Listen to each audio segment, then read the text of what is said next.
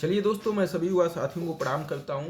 Future IAS आप लोग बनने वाले हैं। दोस्तों, मेरा ये चैनल गांव के युवाओं के लिए समर्पित है जो गांव में हैं, आईएएस बनने के लिए तैयारी कर रहे हैं। देखिए दोस्तों, मैं ये कहना चाहता हूं कि जो चीज़ें आप पैसा दे के पढ़ते हैं और पैसा दे के भी ये इतनी बेहतरीन चीज़ें आपको नहीं मिलेगी जो यहाँ निःशुल्क मिल रही है। इसलिए आपको चैनल को सब्सक्राइब करना चाहिए। दूसरी बात दोस्तों, मैंने पॉलिटी, हिस्ट्री और कंप्रीहेंशन का 1995 से लेकर 2023 तक जितने क्वेश्चन पूछे गए हैं दोस्तों, मैंने वो सब वीडियोज में अपने करा दिए हैं। तो आप पीछे के वीडियोज में दोस्तों, वीडियो लाइव में प्लेलिस्ट में जाके देख सकते हैं दोस्तों। बाकी आपकी इच्छा हो दोस्तों और यूपीएससी की ठीक से तैयारी करना चाहते हैं तो इस चैनल को सब्सक्राइब कर लीजिए, निवेदन है, ताकि हम जो एक बेहतरीन भारत के निर्माण में योगदान दे सकें। तो आप लोगों को आना चाहिए दोस्तों, इस चैनल को सब्सक्राइब करना चाहिए और आईएएस के लिए पढ़ाई करनी चाहिए दोस्तों। बेहतरीन नागरिक बन के भारत का निर्माण करना चाहिए। चलिए दोस्तों, ज़्यादा बातचीत न करते हुए प्रश्न पाते हैं। 1 सेकंड हमें नुकसान नहीं करना। परिवर्तनीय बांड के संदर्भ में निम्नलिखित कथनों पर विचार कीजिए। परिवर्तनीय बांड, जो बांड का परिवर्तन किया जा सके उसके बारे में विचार करना है। चूंकि विचार कीजिए दोस्तों, 2022 में पूछा गया क्वेश्चन है दोस्तों। 2022 में, ये 2022 में पूछा गया प्रश्न है दोस्तों। ये दो लिख रहा है ना 2022, इसका मतलब 2022 में पूछा है।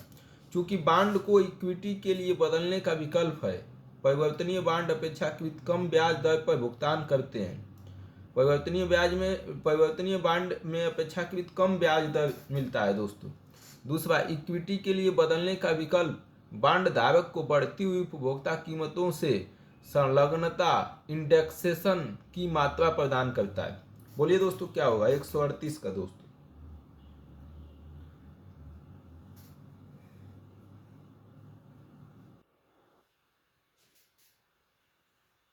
देखिए दोस्तों, परिवर्तनीय बांड होता क्या है, सबसे पहले ये जानिए। देखिए दोस्तों, परिवर्तनीय बांड मतलब परिवर्तित होने वाला, बदलने वाला बांड। बांड को सामान्य स्टॉक में बदलने के विकल्प होते हैं दोस्तों। सामान्य स्टॉक में बदलने के विकल्प के मूल्य के बदले में कम कूपन दर या वापसी की दर की पेशकश की जाती है। यदि बांड को सामान्य स्टॉक में बदलने के विकल्प के मूल्य के बदले, आप सामान्य स्टॉक में बदल सकते हैं और इसके मूल्य के बदले में कम कूपन दर या वापसी की दर की पेशकश करते हैं, कंपनियों को लाभ होता है, क्योंकि वे पारंपरिक बांड की पेशकश की तुलना में कम ब्याज दरों पर ऋण जारी करती है। परिवर्तनीय बांड में दोस्तों आपको कम ब्याज दर मिलता है। पहला ऑप्शन तो यही बोल रहा है कि चूंकि बांड की इक्विटी के लिए बदलने का विकल्प है और परिवर्तनीय बांड अपेक्षाकृत कम ब्याज दर पर भुगतान करते हैं। बिल्कुल दोस्तों, ब्याज आपको बदलने का विकल्प होता है, इसलिए आपको ब्याज जो है कम देते हैं। तो पहला ऑप्शन दोस्तों सही हो जाएगा, ठीक है। लेकिन सभी कंपनियां परिवर्तनीय बांड की पेशकश नहीं करती हैं दोस्तों। सभी कंपनी नहीं करती है, कुछ ही कंपनी करती है। इक्विटी में बदलने का विकल्प बांड धारकों को बढ़ती उपभोक्ता कीमतों के लिए इंडेक्सेशन की एक डिग्री देता है दोस्तों। इक्विटी इक्विटी के लिए बदलने के विकल्प बांड धारकों को बढ़ती हुई उपभोक्ता, मतलब अगर उपभोक्ता की कीमत बढ़ रही है, महंगाई बढ़ रही है दोस्तों उपभोक्ता में, तो कीमतों में संलग्नता, इंडेक्सेशन की मात्रा प्रदान करती है दोस्तों। उसके साथ जो है आपको बढ़ाया जाएगा इक्विटी के बदले। तो ठीक है दोस्तों, तो दोनों ऑप्शन सही है, सी ऑप्शन हो जाएगा। इक्विटी मतलब इक्विटी शेयर के बदले में विकल्प बांड धारकों को बढ़ती हुई उपभोक्ता कीमतों से संलग्नता होती है दोस्तों। उपभोक्ता कीमत बढ़ेगी तो आपका बांड भी बढ़ेगा। अगला दोस्तों 139 का, आधारिक संरचना निवेश न्यासों इन्वेस्टमेंट जमा डिपॉजिट से हुए ब्याज की आय जो उसके निवेशकों में वितरित की जाती है, कर से छूट प्राप्त है किंतु लाभांश कर योग्य है। दूसरा कथन दिया है, वित्तीय परिसंपत्तियों का प्रतिभूतिकरण और पुनर्गठन तथा प्रतिभूति हित का परिवर्तन अधिनियम 2002 के अधीन इन्वेस्टमेंट को ऋणी के रूप में मान्यता प्राप्त है। वित्तीय परिसंपत्तियों का प्रतिभूतिकरण और पुनर्गठन, प्रतिभूति हित का परिवर्तन अधिनियम 2002 के अधीन इन्वेस्टमेंट को ऋणी के रूप में मान्यता प्राप्त है। वित्तीय परिसंपत्तियों का प्रतिभूतिकरण और पुनर्गठन जो करता है उसे ऋणी के रूप में मान्यता प्राप्त है। 2 कथन दिए हैं दोस्तों, और इसमें पूछा है कौन सा कथन जो है सही है। एक सही कथन दोस्तों निकालना है 139 का। देखिए दोस्तों, पहला जो है क्या बोला है, आधारित संरचना निवेश न्यासों में जमा डिपॉजिटरी। आधारित संरचना मतलब आधार की जो संरचना के निर्माण करने में जमा डिपॉजिटरी से हुई ब्याज की आय जो उसके निवेशकों में वितरित की जाती है, कर से छूट प्राप्त है। जो ब्याज की आय होती है, ब्याज मिलता है, वो जो है कर से छूट है, किंतु लाभांश कर योग्य है। ये गलत ऑप्शन है दोस्तों, ये जो है गलत ऑप्शन है। इन्वेस्टमेंट निवेश साधन है जो इंफ्रास्ट्रक्चर परियोजनाओं में निवेश करने के लिए निवेशकों से धन एकत्र करते हैं दोस्तों, समझ रहे हैं। निवेश साधन है, तो ये निवेशक होते हैं, वो इंफ्रास्ट्रक्चर परियोजनाओं में निवेश करने के लिए निवेशकों से धन प्राप्त करते हैं। जो लोग पैसा लगाना चाहते हैं उनसे वो जो है पैसा लेते हैं, ठीक है, और ये परियोजनाओं में निवेश कर देते हैं के लिए निवेशक से धन एकत्रित करते हैं। और इन्वेस्टमेंट पास थ्रू संस्थाएं, ये संस्थाएं होती है जिनका अर्थ है कि इन्वेस्टमेंट की आय व्यय यूनिट धारकों को दिए जाते हैं। आय जितनी आय है और जितना व्यय है सब उनको दिया जाएगा। नवीनतम बजट 2023-24 में दोस्तों, नवीनतम बजट 2023-24 के तहत इन्वेस्टमेंट द्वारा वितरित सभी आय जिसमें ब्याज से आय, लाभांश आय और किराए की आय शामिल है, यूनिट धारकों के लिए कर योग्य होगी दोस्तों। ब्याज की आय, लाभांश की आय और किराए की आय शामिल है, सब कर योग्य, सब पर ब्याज देना पड़ेगा दोस्तों, सब पर टैक्स सरकार को देना पड़ेगा। यूनिट धारकों के लिए कर योग्य होगी। यह पिछली कर व्यवस्था में एक बदलाव है जिसके तहत केवल इन्वेस्टमेंट से प्राप्त लाभांश कर योग्य थी। पहले सिर्फ लाभांश पर टैक्स देना पड़ता था, लेकिन अब सब पर टैक्स देना पड़ेगा। इस परिवर्तन का कारण कर आधार को चौड़ा करना, कर टैक्स अधिक लेना सरकार का काम है, कर आधार को चौड़ा करना, यह सुनिश्चित करना कि इन्वेस्टमेंट से होने वाली सभी आय पर कर लगाया जाए, भले ही इसका स्रोत कुछ भी हो। इन्वेस्टमेंट अगर कहीं कर रहे हैं तो उस पर अगर आय प्राप्त हो रही है तो उस पर टैक्स लगाया जाए, उसका आपका जो है कहीं भी आप इन्वेस्टमेंट कर रहे हो। इससे यह सुनिश्चित करने में मदद मिलेगी कि इन्वेस्टमेंट के सभी निवेशक अपने करों का उचित हिस्सा अदा करते हैं। मतलब हर व्यक्ति अपना जो है उचित हिस्सा दे। पहले दोस्तों क्या था कि सम्मिलित रूप से जो है आय पर जो है टैक्स लगाया जाता था, सब लाभांश जो लाभ होता था उस पर टैक्स ले लिया है, लेकिन अब हर व्यक्ति को टैक्स देना पड़ेगा जो भी निवेशक होगा, ठीक। नवीनतम बजट के तहत इन्वेस्टमेंट के कर उपचार के बारे में कुछ अतिरिक्त विवरण यहाँ दिए गए। इन्वेस्ट में जमा राशि में होने वाली ब्याज आय पर निवेशक की मामूली आयकर दर पर कर लगाया जाएगा, ज़्यादा नहीं लगाया जाएगा, मामूली आयकर दर पर कर लगाया जाएगा। इन्वेस्टमेंट से लाभांश आय पर 15% की लाभांश वितरण कर DDT की दर से कर लगाया जाएगा, 15% की लाभांश वितरण से। इन्वेस्ट में किराए की आय पर निवेशकों को की मामूली आयकर पर कर लगाया जाएगा, इसलिए दिया गया कथन तीसरा भी गलत है दोस्तों, तीसरा भी गलत है। तो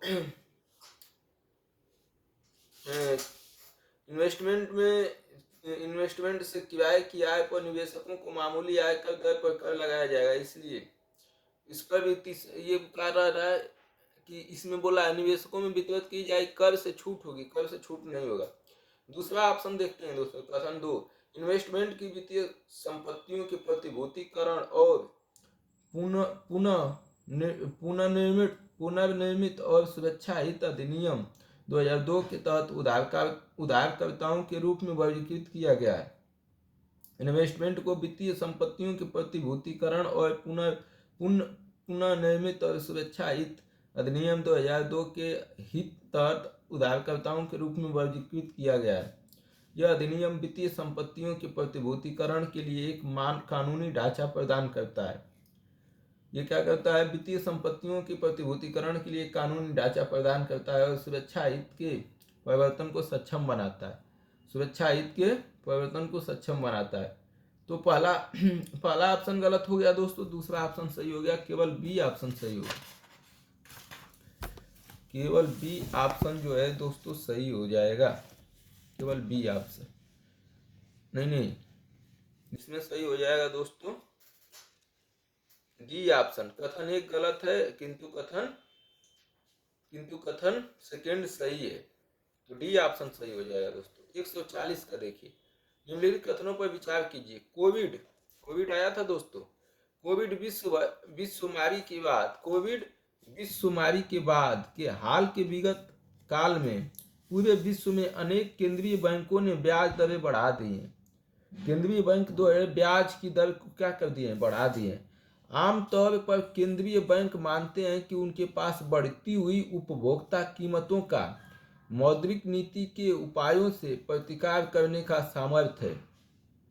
आमतौर पर केंद्रीय बैंक मानते हैं कि उनके पास बढ़ती हुई उपभोक्ता कीमत, मतलब जो है महंगाई बढ़ रही है, भोजन जो कर रहे हैं ना लोग, जो खा पी रहे हैं, वो कीमत बढ़ रहा है और इसके लिए मौद्रिक नीति के उपायों में प्रतिकार करने का सामर्थ्य है। मौद्रिक नीति इससे कम करने में सक्षम है, ये बात बोल रहा है दोस्तों 140 का। तो इसमें बताइए दोस्तों उत्तर कौन सा सही होगा। 140 कथन कारण का सवाल है दोस्तों। देखिए दोस्तों दोनों ऑप्शन सही है। कोविड के आने के बाद के हाल के काल में जो है पूरे विश्व में अनेक केंद्रीय बैंकों ने ब्याज दरें बढ़ा दी हैं। कोविड विश्व महामारी के बाद जो है ब्याज दरें क्या हो गया है दोस्तों, बढ़ाया गया है। और बढ़ाने का कारण ये है दोस्तों कि उपभोक्ता कीमतों का, मतलब जो है भोजन जो है हम लोग करते हैं, उपभोक्ता मतलब भोजन लेना, ठीक है, सीधी बता रहा हूँ गाँव की भाषा में।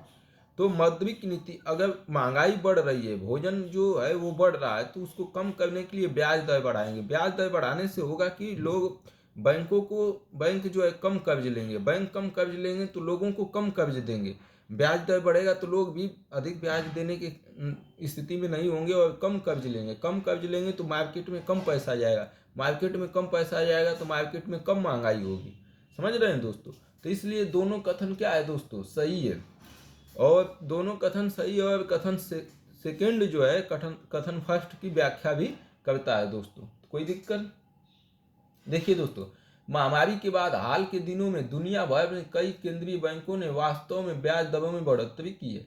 केंद्रीय बैंक अर्थव्यवस्था का प्रबंधन करने के लिए अपने एक मौद्रिक नीति उपकरण के रूप में ब्याज दर समायोजन का उपयोग करते हैं। अर्थव्यवस्था को प्रबंधन करने के लिए मौद्रिक नीति के रूप में ब्याज दर को बढ़ाते या घटाते हैं दोस्तों। जब अर्थव्यवस्था ठीक हो रही है और मुद्रास्फीति के दबाव बढ़ रहे हैं तो केंद्रीय बैंक मुद्रास्फीति को नियंत्रित करने और मूल्य स्थिरता सुनिश्चित करने के लिए ब्याज दरों में वृद्धि करना चुन सकती है।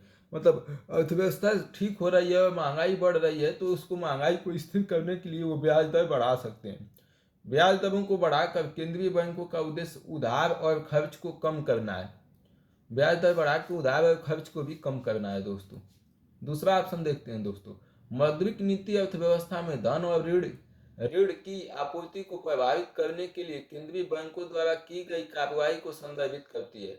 मतलब धन और ऋण दोनों को प्रभावित करने वाला है। केंद्रीय बैंकों का मानना है कि ब्याज दरों को समायोजित करके वे उधार लेने की लागत, व्यय पैटर्न और समग्र आर्थिक गतिविधि को प्रभावित कर सकती है। मतलब उधार कम लेंगे लोग, ब्याज दर बढ़ जाएगा था। जब मुद्रास्फीति बढ़ती है तो केंद्रीय बैंक उधार लेने को और अधिक महंगा बनाने के लिए ब्याज दरों में वृद्धि कर देता है। जब महंगाई बढ़ने लगती है दोस्तों तो केंद्रीय बैंक जो है आरबीआई ब्याज बढ़ा देता है। तो बैंक जो है ब्याज, बढ़े हुए ब्याज पर कर्ज लेंगे तो बैंक भी लोगों को बढ़े हुए ब्याज पर कर्ज देंगे और ब्याज जब बढ़ा होगा तो लोग कर्ज लेना पसंद नहीं करेंगे तो मार्केट में पैसा नहीं जाएगा, मार्केट में पैसा नहीं होगा तो महंगाई बढ़ना रुक जाएगी दोस्तों। क्योंकि महंगाई कब बढ़ती है, जब लोगों के पास बहुत ज़्यादा पैसा होता है और आर्थिक विकास धीमा हो सकता है तो अधिक महंगा बनाने के लिए ब्याज दरों में वृद्धि कर सकती है, जिससे अत्यधिक व्यय को हतोत्साहित किया जा सकता है। जिससे लोगों के पास पैसा कम होगा तो कम व्यय करेंगे और आर्थिक विकास धीमा भी हो सकता है। ऐसा करने का उनका उद्देश्य मुद्रास्फीति के दबाव को कम करना और मूल्य स्थिरता बनाए रखना। केंद्रीय बैंकों का मानना है कि मौद्रिक नीति उपकरणों का उपयोग करके, जैसे कि ब्याज दर में वृद्धि, वे प्रभावी रूप से बढ़ती उपभोक्ता कीमतों का प्रतिकार कर सकते हैं और अर्थव्यवस्था में मुद्रास्फीति के दबाव को नियंत्रित कर सकते हैं। तो ये समझ में आ गया होगा दोस्तों, हमको लग रहा है। देखिए दोस्तों, ब्याज दर बढ़ाना घटाना का मुख्य कारण होता है ना कि मार्केट्स में पैसा डालना, मार्केट से पैसा निकालना। मार्केट में पैसा डालेंगे तो महंगाई बढ़ेगी, मार्केट से पैसा खींचेंगे अधिक मात्रा में। अगर मार्केट में पैसा हो गया है दोस्तों, तो हमें मार्केट से पैसा खींचना पड़ेगा, तब महंगाई कम होगी। 41 का दोस्तों, निम्नलिखित बाजारों पर विचार कीजिए। सरकारी बांड का बाजार, शीघ्रावधि द्रव्य बाजार, काल मनी का मार्केट, कोष पत्र बाजार, ट्रेजरी बिल मार्केट, स्टॉक बाजार। तो पूंजी बाजार में उपयुक्त में से कितने शामिल है? पूंजी पूंजी बाजार दोस्तों, पूंजी बाजार हमने एक बार पढ़ाया था। मूल पूंजी से जो है कुछ पैसा बनता है, उसको पूंजी बाजार कहते हैं दोस्तों। मतलब मूल वस्तु का जब दाम बढ़ जाता है तो उसको हम पूंजी बाजार में रखते हैं दोस्तों। हमने पहले ही पढ़ लिया इसको। देखिए दोस्तों, सरकारी बांड दीर्घकालिक ऋण प्रतिभूति है जो सरकार द्वारा अपनी गतिविधियों को वित्तपोषित करने के लिए जारी की जाती है। सरकारी बांड बाजार पूंजी बाजार का एक हिस्सा है, क्योंकि इसमें दीर्घकालिक ऋण प्रतिभूतियों का व्यापार शामिल है। तो सरकारी बांड दोस्तों दीर्घकाल की ऋण प्रतिभूति है, समझ रहे हैं ना। दीर्घकाल, लंबे समय के लिए दिया जाता है, और इससे जो है दोस्तों लंबे समय के बाद एक पूंजी का निर्माण होगा, बहुत ज्यादा पैसा बनेगा। तो इसलिए पूंजी बाजार का यह हिस्सा, इसमें दीर्घकालिक ऋण प्रतिभूतियों का व्यापार शामिल है। तो पहला ऑप्शन हो गया दोस्तों सही। दूसरा दोस्तों देखिए, दूसरा दोस्तों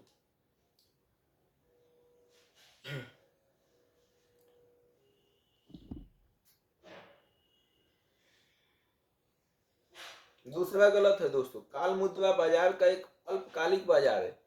काल मुद्रा जो है दोस्तों शीघ्रावधि द्रव्य बाजार, काल मनी मार्केट का एक अल्पकालिक बाजार है, जहां धन जो है तुरंत निकाला और लगाया जा सकता है दोस्तों। तो इसलिए जो है ये भी गलत हो जाएगा दोस्तों, ये जो है गलत हो जाएगा। क्योंकि काल मनी में दोस्तों होता क्या है ना कि अभी आप धन लगाए हैं, तुरंत आपको आवश्यकता पड़ी, तुरंत आपने निकाल लिया। तो इस प्रकार दोस्तों सरकारी बांड समझ रहे हैं। इस प्रकार दोस्तों काल मनी जो है, अगला देख लीजिए दोस्तों।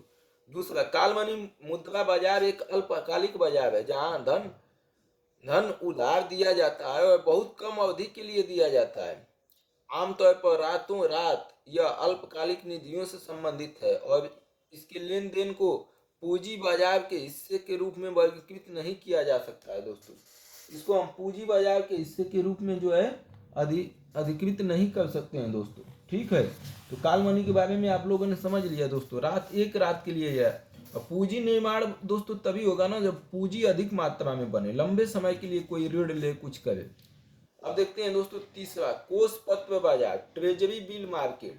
इसको बोलते हैं इंग्लिश में ट्रेजरी बिल, हिंदी में कोष पत्र बाजार दोस्तों।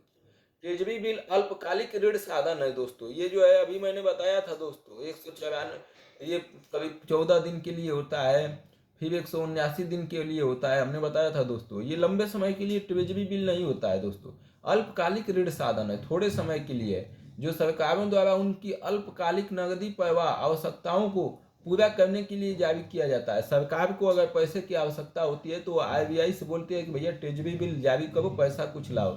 ट्रेजरी बिल मार्केट काल मनी मार्केट के समान ही है, अल्पकालिक उपकरणों से संबंधित है और इसे पूंजी बाजार का हिस्सा नहीं माना जा सकता। पूंजी बाजार का हिस्सा उसे ही माना जाएगा जहां पूंजी लंबे समय तक लगती हो और पूंजी का निर्माण होता हो ठीक ठाक। अब आता है दोस्तों स्टॉक बाजार, या इसको बोलते हैं दोस्तों शेयर बाजार। वह है जहां सार्वजनिक रूप से सूचीबद्ध कंपनियों के शेयर या शेयर खरीदे और बेचे जाते हैं। शेयर बाजार पूंजी बाजार का एक हिस्सा है, क्योंकि इसमें कंपनियों में स्वामित्व हितों, इक्विटी प्रतिभूतियों का व्यापार शामिल होता है दोस्तों। तो ये कंपनी में लगाया जाता है दोस्तों, शेयर कंपनी में, तो कंपनियों में स्वामित्व होता है और इसलिए दोस्तों ये पूंजी बाजार का है। तो 1 और 4 सही है दोस्तों, केवल 2 ऑप्शन सही है, तो बी ऑप्शन हो जाएगा दोस्तों। अगला दोस्तों 142, भारत के संदर्भ में निम्नलिखित कथनों पर विचार कीजिए। भारत के संदर्भ में विचार करना। सूक्ष्म लघु और मध्यम उद्यम विकास MSMED अधिनियम 2006 के अनुसार जिनके संयंत्र और मशीनरी में निवेश 15 करोड़ रुपए से 25 करोड़ रुपए के बीच है, वे मध्यम उद्यम में आएंगे। सूक्ष्म लघु और मध्यम, दूसरा सूक्ष्म लघु और मध्यम उद्यमों को दिए गए सभी बैंक ऋण प्राथमिक क्षेत्र के अधीन आ जाए। सूक्ष्म लघु और मध्यम उद्यमों को दिए गए सभी बैंक ऋण प्राथमिक क्षेत्र के अधीन अर्हक हैं। अब बताइए दोस्तों 142 का। देखिए दोस्तों सूक्ष्म में कितना आता है, मध्यम में कितना आता है और जो है लघु में कितना आता है, ये जानिए दोस्तों। सूक्ष्म लघु और मध्यम उद्यम विकास एमएसएमई डी अधिनियम 2006 के अनुसार मध्यम उद्यम वे होते हैं जिनके लिए प्लांट और मशीनरियों में निवेश 50 करोड़ रुपए से अधिक नहीं है दोस्तों। मध्यम उद्यम में दोस्तों 50 करोड़ से अधिक रुपया नहीं लगा सकते हैं।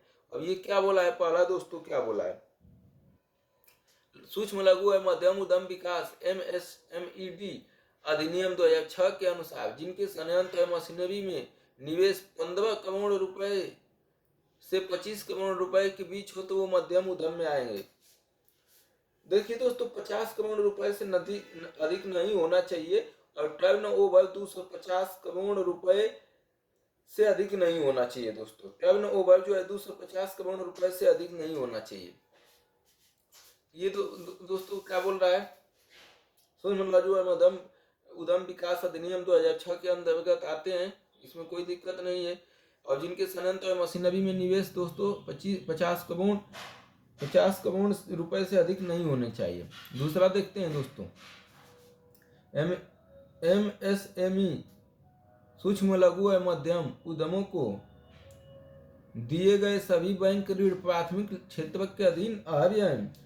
तो सभी बैंक ऋण जो दिनांक 4 सितंबर 2002 के प्राथमिक ऋण क्षेत्र PSL लक्ष्य और वर्गीकृत पर मास्टर निर्देशन में निम्नलिखित मापदंडों को पूरा करता है तो प्राथमिक क्षेत्र ऋण के रूप में वर्गीकृत होने के पात्र हैं दोस्तों।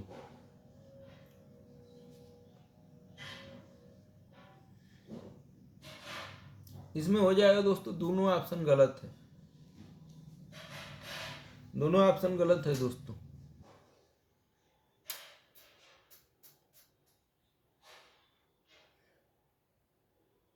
नहीं दोस्तों, दोनों पहला ऑप्शन जो है 25 करोड़ रुपए, सूक्ष्म में जो है 1 से 5 करोड़ या 10 करोड़, 1 से 25 करोड़ रुपए तक है दोस्तों। सूक्ष्म में 1 से 25 करोड़, फिर 25 से 50 करोड़ मध्यम में, और सूक्ष्म लघु में 25 से 50 करोड़।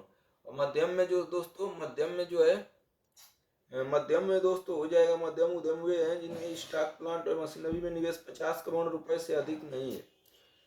250 करोड़ टर्नओवर 250 करोड़ से अधिक नहीं है। मध्यम में दोस्तों 250, तो सूक्ष्म 1 से 25 से, पहला और दूसरा दोनों ऑप्शन गलत है। सूक्ष्म लघु मध्यम उद्यमों को दिए गए सभी बैंक ऋण प्राथमिक क्षेत्र के अधीन आ भी आए, प्राथमिक क्षेत्र के अधीन आ भी आए। सभी बैंक जो प्राथमिक क्षेत्र PSL लक्ष्य वर्गीकरण उद्देश्य मापदंडों को पूरा करते हैं प्राथमिक क्षेत्र ऋण की वर्गीकृत होने के पात्र हैं। दूसरा तो ऑप्शन सही है दोस्तों। और सूक्ष्म लघु मध्यम वाला थोड़ा देखना पड़ेगा दोस्तों, अभी सरकार उसमें कम बेसी करती रहती है, तो ये देख लीजिएगा, ये तो प्राथमिक क्षेत्र के अंतर्गत होगा दोस्तों। सूक्ष्म लघु और मध्यम उद्यमों को दिए गए बैंक ऋण प्राथमिक क्षेत्र के अधीन आ भी है। 143 का देखते हैं दोस्तों, केंद्रीय बैंक डिजिटल मुद्राओं के संदर्भ में निम्नलिखित कथनों पर विचार कीजिए। डिजिटल मुद्रा दोस्तों करेंसी नहीं होगी, नोट नहीं होगा, सिक्का नहीं होगा, सीधा जो है डिजिटल रूप से नंबर होंगे और वो नोट चलेगा दोस्तों। तो इसी को बोल रहा है कि केंद्रीय बैंक जो है RBI जो है डिजिटल मुद्राओं के संदर्भ में कथनों पर विचार कीजिए। US डॉलर या SWIFT प्रणाली का प्रयोग किए बिना डिजिटल मुद्रा में भुगतान करना संभव है। कोई डिजिटल मुद्रा इसके अंदर प्रोग्रामिक प्रतिबंधित जैसे कि उसके व्यय के समय ढांचे के साथ वितरित की जा सकती है। बताइए दोस्तों 143 का।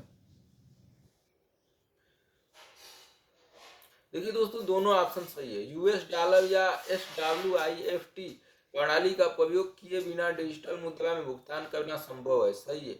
और दूसरा कोई डिजिटल मुद्रा इसके अंदर प्रोग्रामित प्रतिबंधित जैसे कि इसके व्यय के समय ढांचे के साथ वितरित की जा सकती है, यह भी सही है। तो सी ऑप्शन हो जाएगा दोस्तों, सी।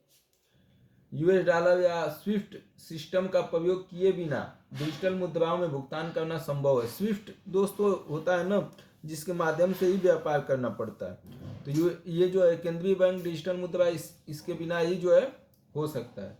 दूसरा दोस्तों, स्विफ्ट का जो है दोस्तों रूस को स्विफ्ट में जो है प्रतिबंधित कर दिया गया था, मामला उठा। तो स्विफ्ट के बारे में भी थोड़ा जान लीजिएगा दोस्तों। डिजिटल युआन इस हद तक प्रोग्राम करने योग्य है कि मुद्रा को समाप्त होने के लिए डिजाइन किया जा सकता है। उपयोगकर्ताओं को इसे एक विशिष्ट तिथि तक खर्च करने के लिए मजबूर किया जा सकता है। इसका अर्थ है कि डिजिटल मुद्राओं को पूर्व निर्धारित समय सीमा के भीतर खर्च करने के लिए प्रोग्रामित किया जा सकता है। यही बोल रहा है ना दोस्तों, कोई डिजिटल मुद्रा इसके अंदर प्रोग्रामित प्रतिबिंबित जैसा कि इसके व्यय के समय ढांचे के साथ वितरित किया जा सकता है। कितने दिन में आप खत्म कीजिए, नहीं तो आपका डिजिटल मुद्रा जो है खत्म हो जाएगा। तो यह भी सही है दोस्तों। तो एक और दो दोनों सही है, सी ऑप्शन हो जाएगा। वित्त के संदर्भ में बीटा किसे निर्दिष्ट करता है? ए, अलग अलग प्लेटफॉर्मों से साथ साथ किसी परिसंपत्ति को खरीदने और बेचने की प्रक्रिया। बी, किसी पोर्टफोलियो प्रबंधन की जोखिम प्रतिफल के बीच संतुलन लाने की निवेश कार्यनीति। सी, एक प्रकार का व्यवस्थागत जोखिम जो वहां उत्पन्न होता है जहां पूर्ण प्रतिरक्षा संभव नहीं है। डी, एक संख्यात्मक मान जो पूरे स्टॉक बाजार में होने वाले परिवर्तनों के प्रति किसी स्टॉक के विचलन को मापता है। बताइए दोस्तों 144 का। बीटा समग्र बाजार आंदोलन के संबंध में स्टॉक की अपेक्षित गति को बीटा नामक एक अवधारणा द्वारा मापा जाता है दोस्तों। बीटा समग्र बाजार आंदोलन के संबंध में स्टॉक की अपेक्षित गति को बीटा नामक समग्र बाजार का जो आंदोलन होता है ना दोस्तों, या जो है ऊपर नीचे होता है के संबंध में स्टॉक की अपेक्षित गति को बीटा नामक अवधारणा द्वारा मापा जाता है दोस्तों। ठीक, एक से अधिक बीटा वाले स्टॉक को व्यापक बाजार की तुलना में अधिक अस्थिर माना जाता है। एक से अगर अधिक बीटा हो गया दोस्तों तो वो बाजार अस्थिर माना जाएगा, जबकि एक से कम बीटा वाले स्टॉक को कम अस्थिर माना जाता है। तो डी ऑप्शन हो जाएगा दोस्तों। एक संख्यात्मक मान वो कौन सी है? एक, जो पूरे स्टॉक बाजार में होने वाले परिवर्तन के प्रति किसी स्टॉक के विचलन को मापता है। एक से अगर अधिक हो गया तो विचलन ज्यादा हो जाएगा मार्केट में, एक से कम हो गया तो बीटा वाले स्टॉक को कम अस्थिर माना जाएगा। कैपिटल एसेस प्राइस मॉडल बच्ड, ठीक है, एक मॉडल जो स्टॉक में रिटर्न की गणना करता है। बीटा को इसके प्राथमिक कारक के रूप में उपयोग करता है। बीटा गणना का उपयोग स्टॉक की अस्थिरता और उससे जुड़े व्यवस्थित जोखिम का आकलन करने के लिए किया जा सकता है। अब आइए दोस्तों 145 का। 2023 में पूछा, स्वयं सहायता समूह सेल्फ हेल्प ग्रुप SHG कार्यक्रम मूलतः भारतीय स्टेट बैंक द्वारा वित्तीय रूप से वंचितों को लघु ऋण प्रदान कर प्रारंभ किया गया था। दूसरा, किसी SHG मतलब सेल्फ हेल्प ग्रुप स्वयं सहायता समूह में समूह के सभी सदस्य उस ऋण के लिए उत्तरदायित्व लेते हैं जो ऋण कोई अकेला सदस्य लेता है। तीसरा, क्षेत्रीय ग्रामीण बैंक और अनुसूचित वाणिज्यिक बैंक SHG को समर्थन देते हैं। बताइए दोस्तों 145 का। देखिए दोस्तों, नाबार्डा ने 1991-92 में स्वयं सहायता समूहों को बढ़ावा देना शुरू किया था। SBI नहीं दोस्तों, इसमें भारतीय स्टेट बैंक पहले ऑप्शन में बोल रहा है, नहीं। नाबार्ड जो है 1991-92 में स्वयं सहायता समूहों को बढ़ावा देने के लिए शुरू किया गया था। इसमें SHG आंदोलन के लिए वास्तविक लॉन्च पैड के रूप में कार्य किया। भारतीय रिजर्व बैंक ने 1993 में स्वयं सहायता समूहों को बचत बैंक खाता खोलने को अतिरिक्त अनुमति दे दी थी दोस्तों। तो पहला SBI नहीं, नाबार्डा होगा, इसलिए पहला ऑप्शन गलत। दूसरा दोस्तों, दूसरा देखते हैं, किसी स्वयं सहायता समूह में सभी सदस्य उस ऋण के लिए उत्तरदायित्व लेते हैं जो ऋण कोई अकेला सदस्य लेता है। देखिए दोस्तों, स्वयं सहायता समूह होता है, अगर बैंक से लोन लेने जा रहा है तो जितने भी उस स्वयं सहायता समूह में सदस्य होंगे वो सब उत्तरदायी होंगे उस ऋण को चुकाने के लिए। लेगा तो एक ही व्यक्ति लोन, लेकिन सबके लिए उत्तरदायित्व होगा, सबको चुकाना पड़ेगा। तो ये दूसरा ऑप्शन सही है दोस्तों। क्षेत्रीय ग्रामीण बैंक और अनुसूचित वाणिज्यिक बैंक एसएचजी को समर्थन देते हैं। बिल्कुल दोस्तों, एसएचजी लेन देन के लिए माइक्रो एटीएम में दोहरे प्रमाणीकरण विकल्प को सक्षम करने के लिए अनुसूचित वाणिज्यिक बैंक एसबीसी और क्षेत्रीय ग्रामीण बैंक आरआईबी का समर्थन करने के लिए वित्तीय समावेशन निधि योजना शुरू की जा रही है, ताकि एसएचजी के लिए एक सक्षम इकोसिस्टम प्रदान किया जा सके और जो व्यापार प्रतिनिधि पर निर्बाध रूप से काम कर सके। तो यह भी सही है दोस्तों। तो ऑप्शन क्या हो जाएगा? दोनों ऑप्शन सही हो गया ना। तो ऑप्शन क्या हो जाएगा दोस्तों? बी। केवल 2 कथन सही है। अगला दोस्तों, निम्नलिखित पर विचार कीजिए। जननांकीय निष्पादन, वन और पारिस्थितिक शासन सुधार, स्थिर सरकार, कर एवं राजकोषीय प्रयास, समस्त कर अवक्रमण के लिए 15वें वित्त आयोग के उपयुक्त में से कितने को जनसंख्या, क्षेत्रफल और आय के अंतर के अलावा निकष के रूप में प्रयुक्त किया है? देख रहे हैं हिंदी कितना कठिन दे रहा है। निकष के रूप में, निकष के रूप में कितने को प्रयोग किया है दोस्तों, बताइए। निकष के रूप में देखिए दोस्तों, पहला ऑप्शन जनसांख्यिकी प्रदर्शन, जनसंख्या से संबंधित कारकों जैसे जनसंख्या वृद्धि दर, जनसांख्यिकी संरचना और समय के साथ जनसांख्यिकी परिवर्तन के आकलन को संदर्भित करता है। आयोग ने अपनी सिफारिश के लिए 2011 के जनसंख्या डेटा का इस्तेमाल किया और 15वें वित्त आयोग ने जनसांख्यिकी प्रदर्शन को 12.5% वेटेज देने का सुझाव दिया था। इसलिए दोस्तों पहला ऑप्शन सही हो जाएगा।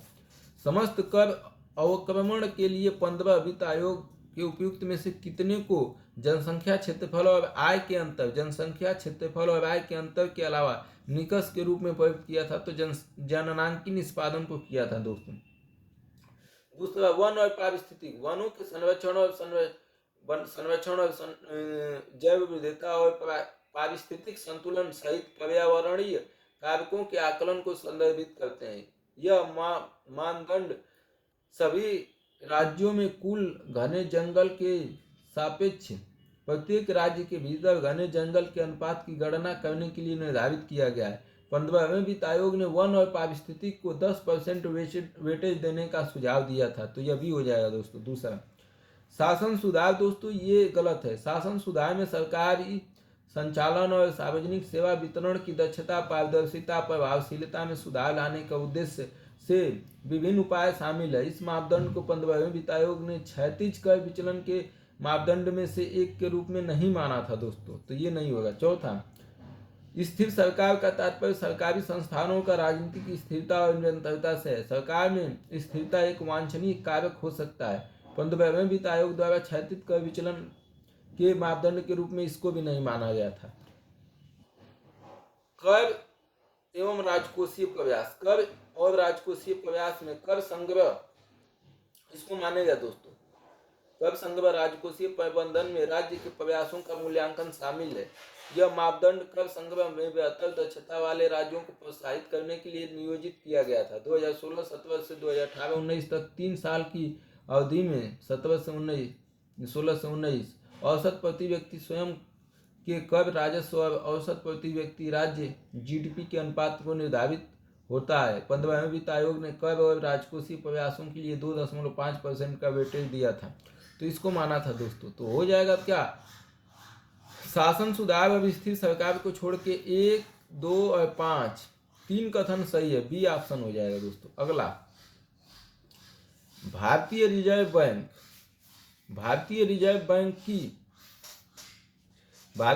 बैंक आरबीआई की निम्नलिखित में से किस एक गतिविधि का बंदेकरण स्टेबिलाईजेशन के एक भाग के रूप में माना जाता है? ए, खुला बाजार कार्रवाई का संचालन, बी, निपटारा और भुगतान प्रणाली का निगरानी, सी, केंद्र सरकार और राज्य सरकारों के लिए ऋण एवं रोकड़ प्रबंधन, और डी, गैर बैंक वित्तीय संस्थान के कार्यों का विनियमन। आरबीआई निम्नलिखित में से किस एक गतिविधि को बंदेकरण स्टेबिलाईजेशन के एक भाग के रूप में देखिए दोस्तों, हिंदी ही कठिन दे देता है। अब हिंदी नहीं समझ में आएगा तो बेचारा जानेगा क्या? पहले बंदीकरण क्या होता है दोस्तों, इसको देख लेते हैं। बंधीकरण एक केंद्रीय बैंक द्वारा घरेलू मुद्रा आपूर्ति पर अपने विदेशी मुद्रा संचालन के प्रभाव को ऑफसेट करने के लिए की गई कार्रवाई को संदर्भित करता है। बंधीकरण का मतलब हो गया एक आरबीआई द्वारा घरेलू मुद्रा आपूर्ति, मतलब अपने घर में जो मुद्रा की आपूर्ति है, अपने विदेशी मुद्रा संचालन, विदेश के जो मुद्रा का संचालन हो रहा है के प्रभाव को ऑफसेट करने के लिए, बदलने के लिए कार्रवाई को संदर्भित करता है। जब एक केंद्रीय बैंक विदेशी मुद्रा बाजार में विदेशी मुद्राओं को खरीद या बेचकर हस्तक्षेप करता है तो यह घरेलू मुद्रा की आपूर्ति को प्रभावित करता है। ऑफसेट का मतलब वही खरीदना बेचना। ओपन मार्केट ऑपरेशन ओएमओ मौद्रिक नीति संचालन करने के लिए भारतीय रिजर्व बैंक आरबीआई सहित केंद्रीय बैंकों द्वारा उपयोग किया जाने वाला प्राथमिक उपकरणों में से एक है। ओएमओ में केंद्रीय बैंक अर्थव्यवस्था में तरलता को प्रभावित करने के लिए खुले बाजार से सरकारी प्रतिभूतियों बांड को खरीदने या बेचने का काम करती है। समझ रहे हैं दोस्तों, खुला बाजार क्रिया मतलब तरलता। तरलता मतलब दोस्तों मार्केट में पैसा डालना हो निकालना हो उसके लिए दोस्तों ये खुले बाजार की क्रिया दोस्तों हम जो है दूसरे देश से भी कर सकते हैं। ठीक है, पहला ऑप्शन तो हो गया सही दोस्तों, पहला ऑप्शन हो गया सही। निपटारा और भुगतान प्रणाली की निगरानी। निपटारा भुगतान प्रणाली का निरीक्षण सीधे बंधीकरण से संबंधित नहीं है। यह देश में भुगतान और निपटान प्रणाली के सुचारू संचालन की निगरानी और सुनिश्चित करने में भारतीय रिजर्व बैंक की भूमिका को संदर्भित करता है। ये जो है भुगतान करने मतलब जो है आप कुछ खरीद रहे हैं तो उसको देने या जो है कुछ खरीदने में लेने, इसको जो है निर्धारित करता है दोस्तों। कौन? निपटान और भुगतान प्रणाली की निगरानी। ठीक, भुगतान प्रणाली व्यक्तियों, व्यवसायों और वित्तीय संस्थानों के बीच धन के हस्तांतरण, लेन देन की सुविधा प्रदान करता है और यह कार्य वित्तीय प्रणाली की दक्षता और स्थिरता को बनाए रखने के लिए महत्वपूर्ण है। ये सीधे तौर पर बंधीकरण से संबंधित नहीं है, जो विशेष रूप से घरेलू मुद्रा आपूर्ति पर विदेशी मुद्रा के प्रभाव के प्रबंधन से संबंधित है। बंधीकरण का मतलब हुआ दोस्तों घरेलू मुद्रा का विदेशी मुद्रा से हमारा क्या प्रभाव पड़ता है, लेकिन हम भुगतान निपटान और भुगतान प्रणाली में हम अपने ही घर में धन का लेन देन करते हैं खरीदते समय, इसलिए बी ऑप्शन गलत हो गया दोस्तों। अब ऑप्शन आता है सी दोस्तों। केंद्र सरकार और राज्य सरकारों के लिए ऋण एवं रोकड़ प्रबंधन दोस्तों। सी, केंद्र और राज्य सरकारों के लिए ऋण और नकदी प्रबंधन में सरकार के ऋण जारी करने, मोचन और सर्विसिंग के प्रबंधन के साथ साथ सरकार के नकदी प्रवाह संचालन की देखरेख में भारतीय रिजर्व बैंक की भूमिका शामिल है। यह कार्य सरकारी वित्त और तरलता को बनाए रखने के लिए महत्वपूर्ण है। तो इसमें विदेश का कोई हस्तक्षेप नहीं है दोस्तों, तो इसको भी गलत मानते हैं। डी देखते हैं दोस्तों। भारतीय रिजर्व बैंक गैर बैंकिंग वित्तीय संस्थानों गैर बैंकिंग वित्तीय संस्थानों एनबीएफसी को नियंत्रित और पर्यवेक्षण करता है। कौन? आरबीआई। ठीक, पर्यवेक्षण करता है। एनबीएफआई विभिन्न वित्तीय सेवाएं प्रदान करके वित्तीय प्रणाली में महत्वपूर्ण भूमिका निभाते हैं, जबकि एनबीएफआई का विनियमन आरबीआई का एक महत्वपूर्ण कार्य है। यह सीधे बंधीकरण से संबंधित नहीं है। बंधीकरण मुख्य रूप से ओमनिस्टिक मुद्रा आपूर्ति पर विदेशी मुद्रा संचालन के प्रभाव के प्रबंधन से संबंधित है। इसमें खुले बाजार संचालन जैसे विशिष्ट कार्य शामिल है, जैसा कि पहले बताया गया है।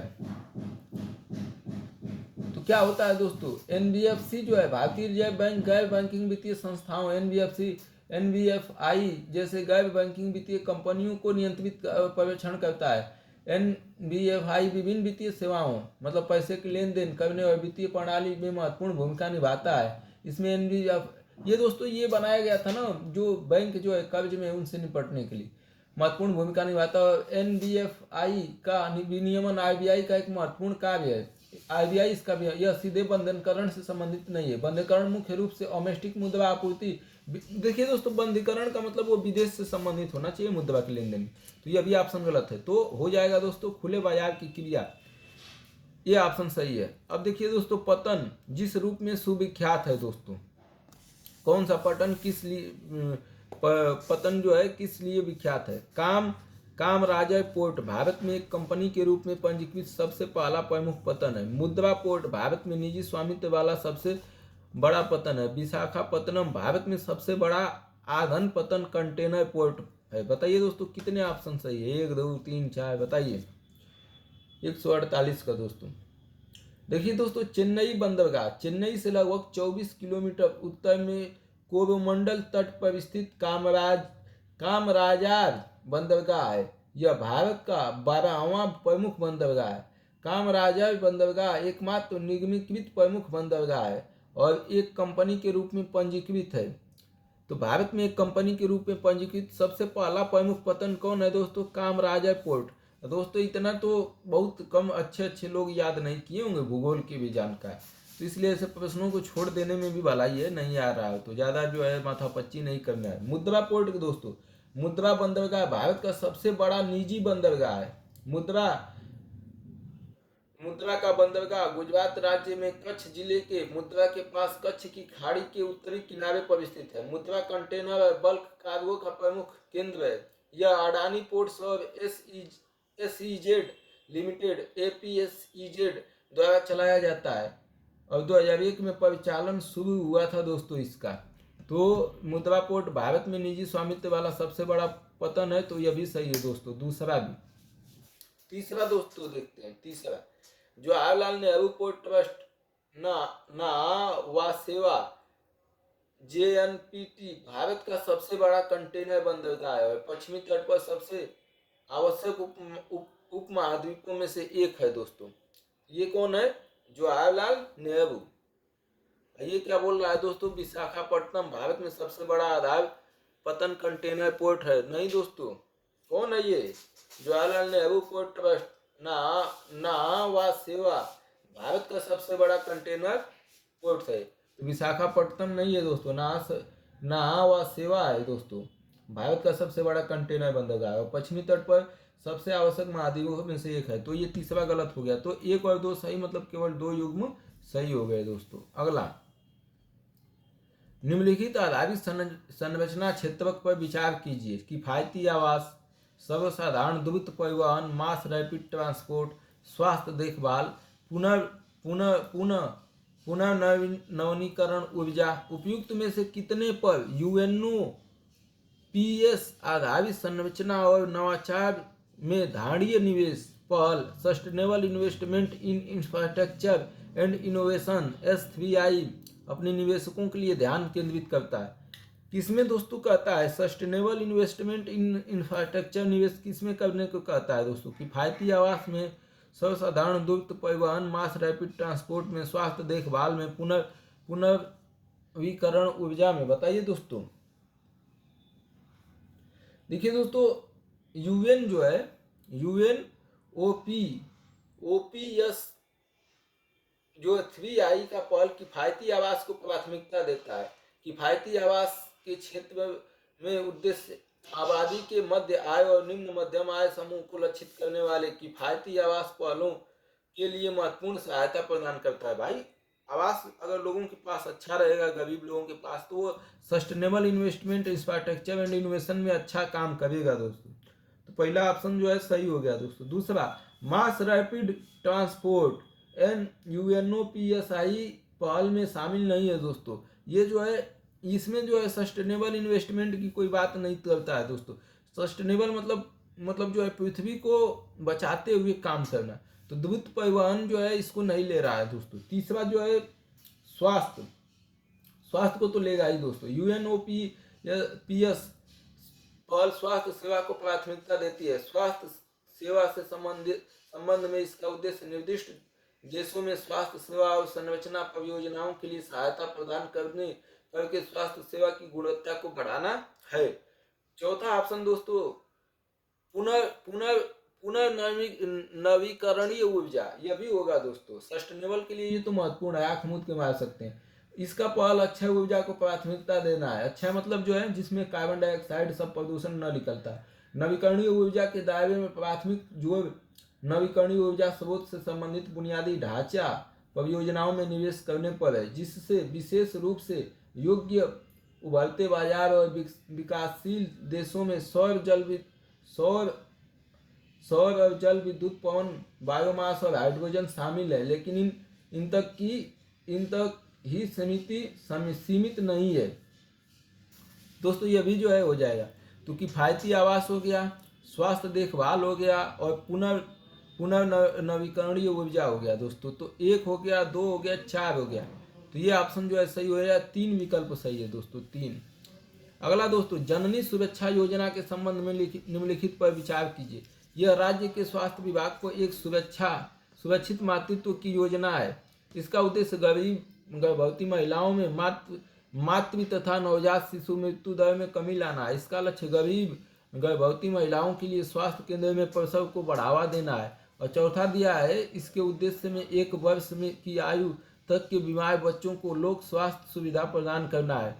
1 कथन सही है, 2 कथन, 3 कथन, 4 कथन। बताइए दोस्तों, जननी सुरक्षा योजना कुछ अर्थ निकल रहा है? जननी सुरक्षा योजना दोस्तों, इसी से जननी सुरक्षा योजना राष्ट्रीय ग्रामीण स्वास्थ्य मिशन NHM के तहत एक सुरक्षित मातृत्व हस्तक्षेप है। यह राज्य के स्वास्थ्य विभाग का हस्तक्षेप नहीं करता है दोस्तों। ये केंद्र सरकार की योजना है, राज्य की नहीं है। इसलिए पहला ऑप्शन गलत है दोस्तों। ये राज्यों के स्वास्थ्य विभाग को एक सुरक्षित मातृत्व की योजना है, नहीं दोस्तों, ये केंद्र की है। दूसरा दोस्तों, इसका उद्देश्य गरीब गर्भवती महिलाओं की मातृ तथा नवजात शिशु मृत्यु दर में कमी लाना है। बिल्कुल दोस्तों, ये कमी लाने के लिए ही काम करता है कि जो माता और शिशु दोनों को मृत्यु में कमी लाना है दोस्तों।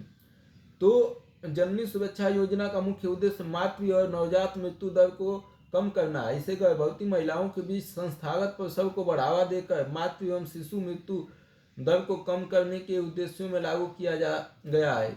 कम प्रदर्शन करने वाले राज्यों LPS पर विशेष ध्यान देने के साथ यह योजना सभी राज्यों और केंद्र शासित प्रदेशों UT में लागू है, हर जगह लागू है दोस्तों भारत में।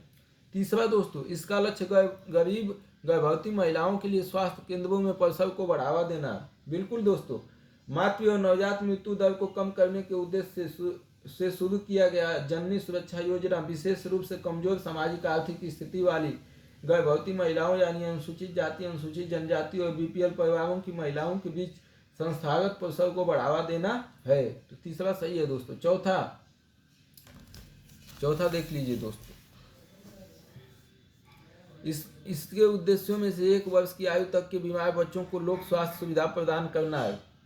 बिल्कुल दोस्तों, जो 2014 में कार्यक्रम को सभी बीमार नवजात शिशुओं और शिशुओं 1 वर्ष की आयु तक के इलाज के लिए सार्वजनिक स्वास्थ्य संस्थानों तक पहुंच की सभी प्रसव पूर्व और प्रसवोत्तर जटिलताओं पर बढ़ा दिया गया है दोस्तों। तो ऑप्शन जो है सिर्फ एक ही गलत था दोस्तों ना, एक ही ऑप्शन गलत था। कौन सा गलत था? राज्य वाला। बाकी दोस्तों 3 ऑप्शन सही है, तो इसका मतलब C ऑप्शन हो जाएगा। अगला दोस्तों, एनीमिया मुक्त भारत रणनीति के तहत की जा रही व्यवस्थाओं के संदर्भ में निम्नलिखित कथनों पर विचार कीजिए। एनीमिया मतलब खून की कमी दोस्तों, इसको खत्म करने के लिए क्या किया जा रहा है? इसमें स्कूल जाने से पूर्व के प्री स्कूल बच्चे, किशोर और गर्भवती महिलाओं के लिए रोग निरोधक कैप्सूल पूरकता प्रदान की जाती है। इसमें शिशु जन्म के समय देरी में रज्जु बंद करने के लिए अभियान चलाया जाता है। तीसरा, इसमें बच्चों और किशोरों की निर्धारित अवधियों पर कृमि मुक्ति की जाती है। और चौथा, इसमें मलेरिया, हीमोग्लोबिनोपैथी और फ्लोरोसिस पर विशेष ध्यान देने के साथ स्थानिक बस्तियों में एनीमिया के गैर पोषण कारणों को ध्यान में दिया जाता है। कौन सा ऑप्शन सही है दोस्तों? 1 कथन, 2 कथन, 3 कथन बताना है दोस्तों। एनीमिया हो जाता है दोस्तों।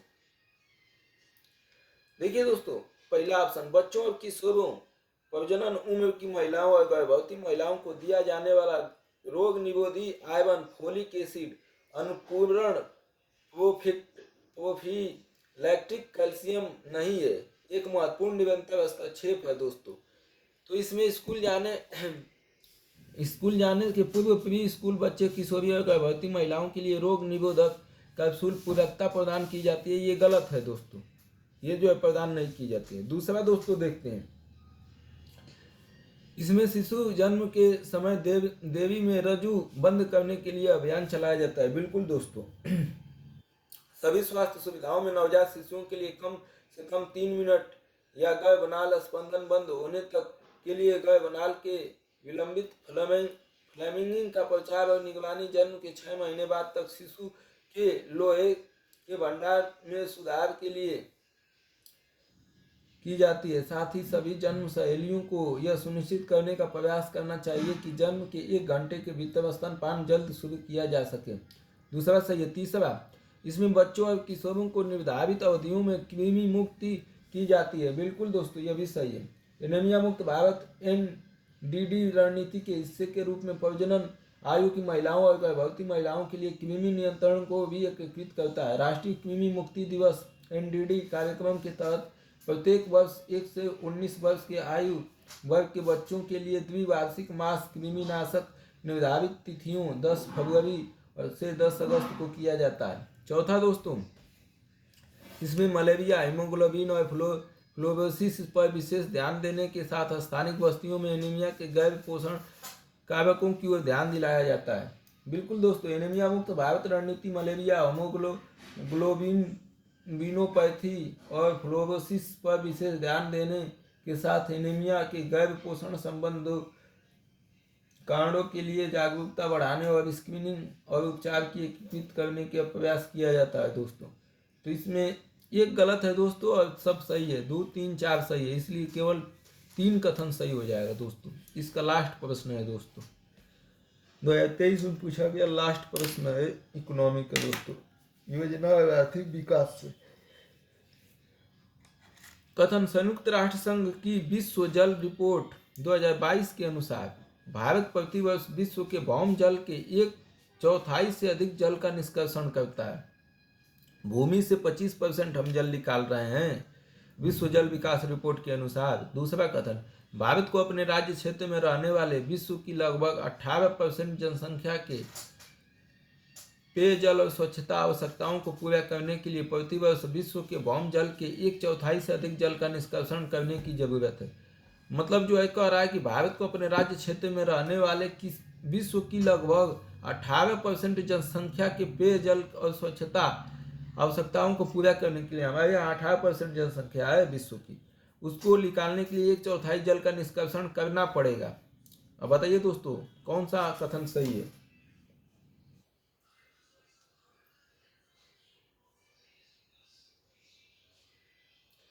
देखिए दोस्तों, पहला कथन सही है। संयुक्त राष्ट्र विश्व जल रिपोर्ट 2022 के अनुसार अनुमानित 20 मिलियन कुओं नलकूपों से अनुमानित 251 किलोमीटर 3 वार्षिक निकासी के साथ भारत दुनिया का सबसे बड़ा भूजल उपयोग करता है। भूमि के जल का उपयोग सबसे ज्यादा हम ही लोग कर रहे हैं दुनिया में।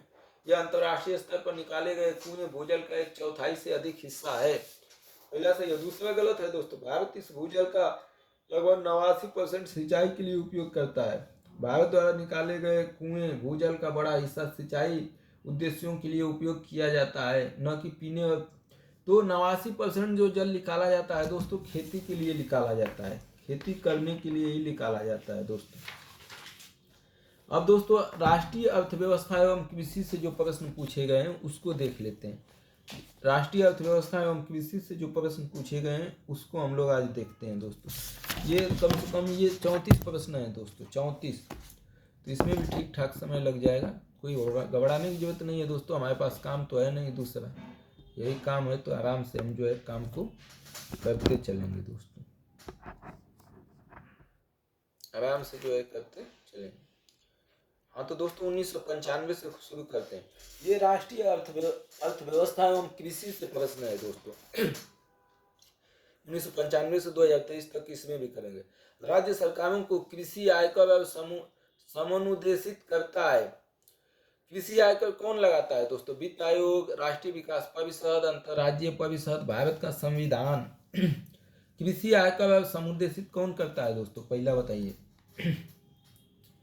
भारतीय संविधान की 7वीं अनुसूची में 46वीं प्रविष्टि राज्य सरकार को कृषि में आयकर लगाने का अधिकार देता है दोस्तों। कृषि किसका विषय है? राज्य का, तो राज्य तो लगाएगा, तो राज्य हो जाए। दूसरा, निम्नलिखित में से किस फसल का अंतर्राष्ट्रीय व्यापार उसके सकल उत्पादन के संदर्भ में अल्प है? ये दोस्तों 1995 में पूछा था। तो अभी देख लीजिए इसका इसका हो जाएगा चावल दोस्तों, इस पर ज़्यादा सोचने विचारने की जरूरत नहीं। भारत में ग्रामीण आय प्रायः नगरीय आय से कम है, इसके लिए निम्नलिखित में से कौन से कारक जिम्मेदार है? किसान बहुत बड़ी संख्या में निरक्षर हैं और वैज्ञानिक कृषि के बारे में उनका ज्ञान नगण्य है। विनिर्मित उत्पादों की तुलना में प्राथमिक उत्पाद का मूल्य कम होता है। उद्योगों में निवेश की तुलना में कृषि में निवेश कम हुआ है। बताइए दोस्तों क्या हो जाएगा तीसरा का? ये तो ठीक है, क्वेश्चन वर्तमान के लिए भी थोड़ा सा चल सकता है दोस्तों। देखिए दोस्तों, किसान बहुत बड़ी संख्या में निरीक्षण है और वैज्ञानिक कृषि के बारे में उनका ज्ञान नगण्य है।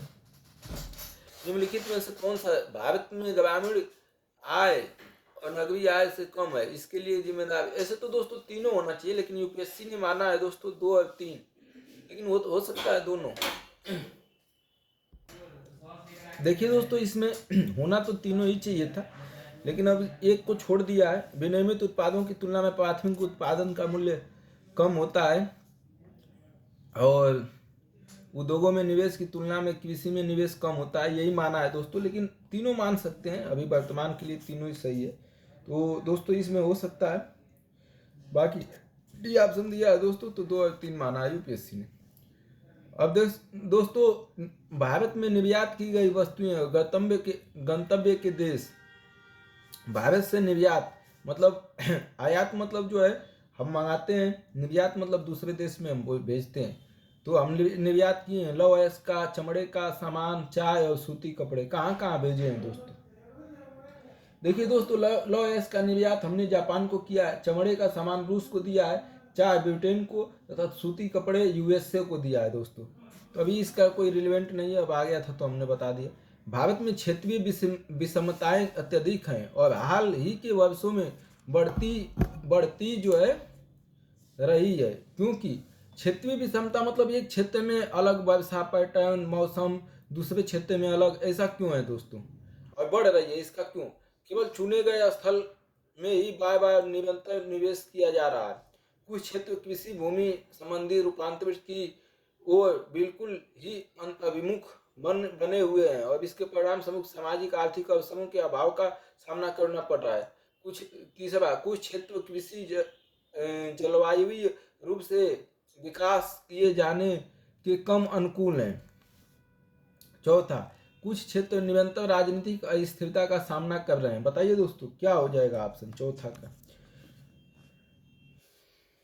पांचवा का दोस्तों, देखिए दोस्तों, इसमें जो है चौथा ऑप्शन जो है गलत है।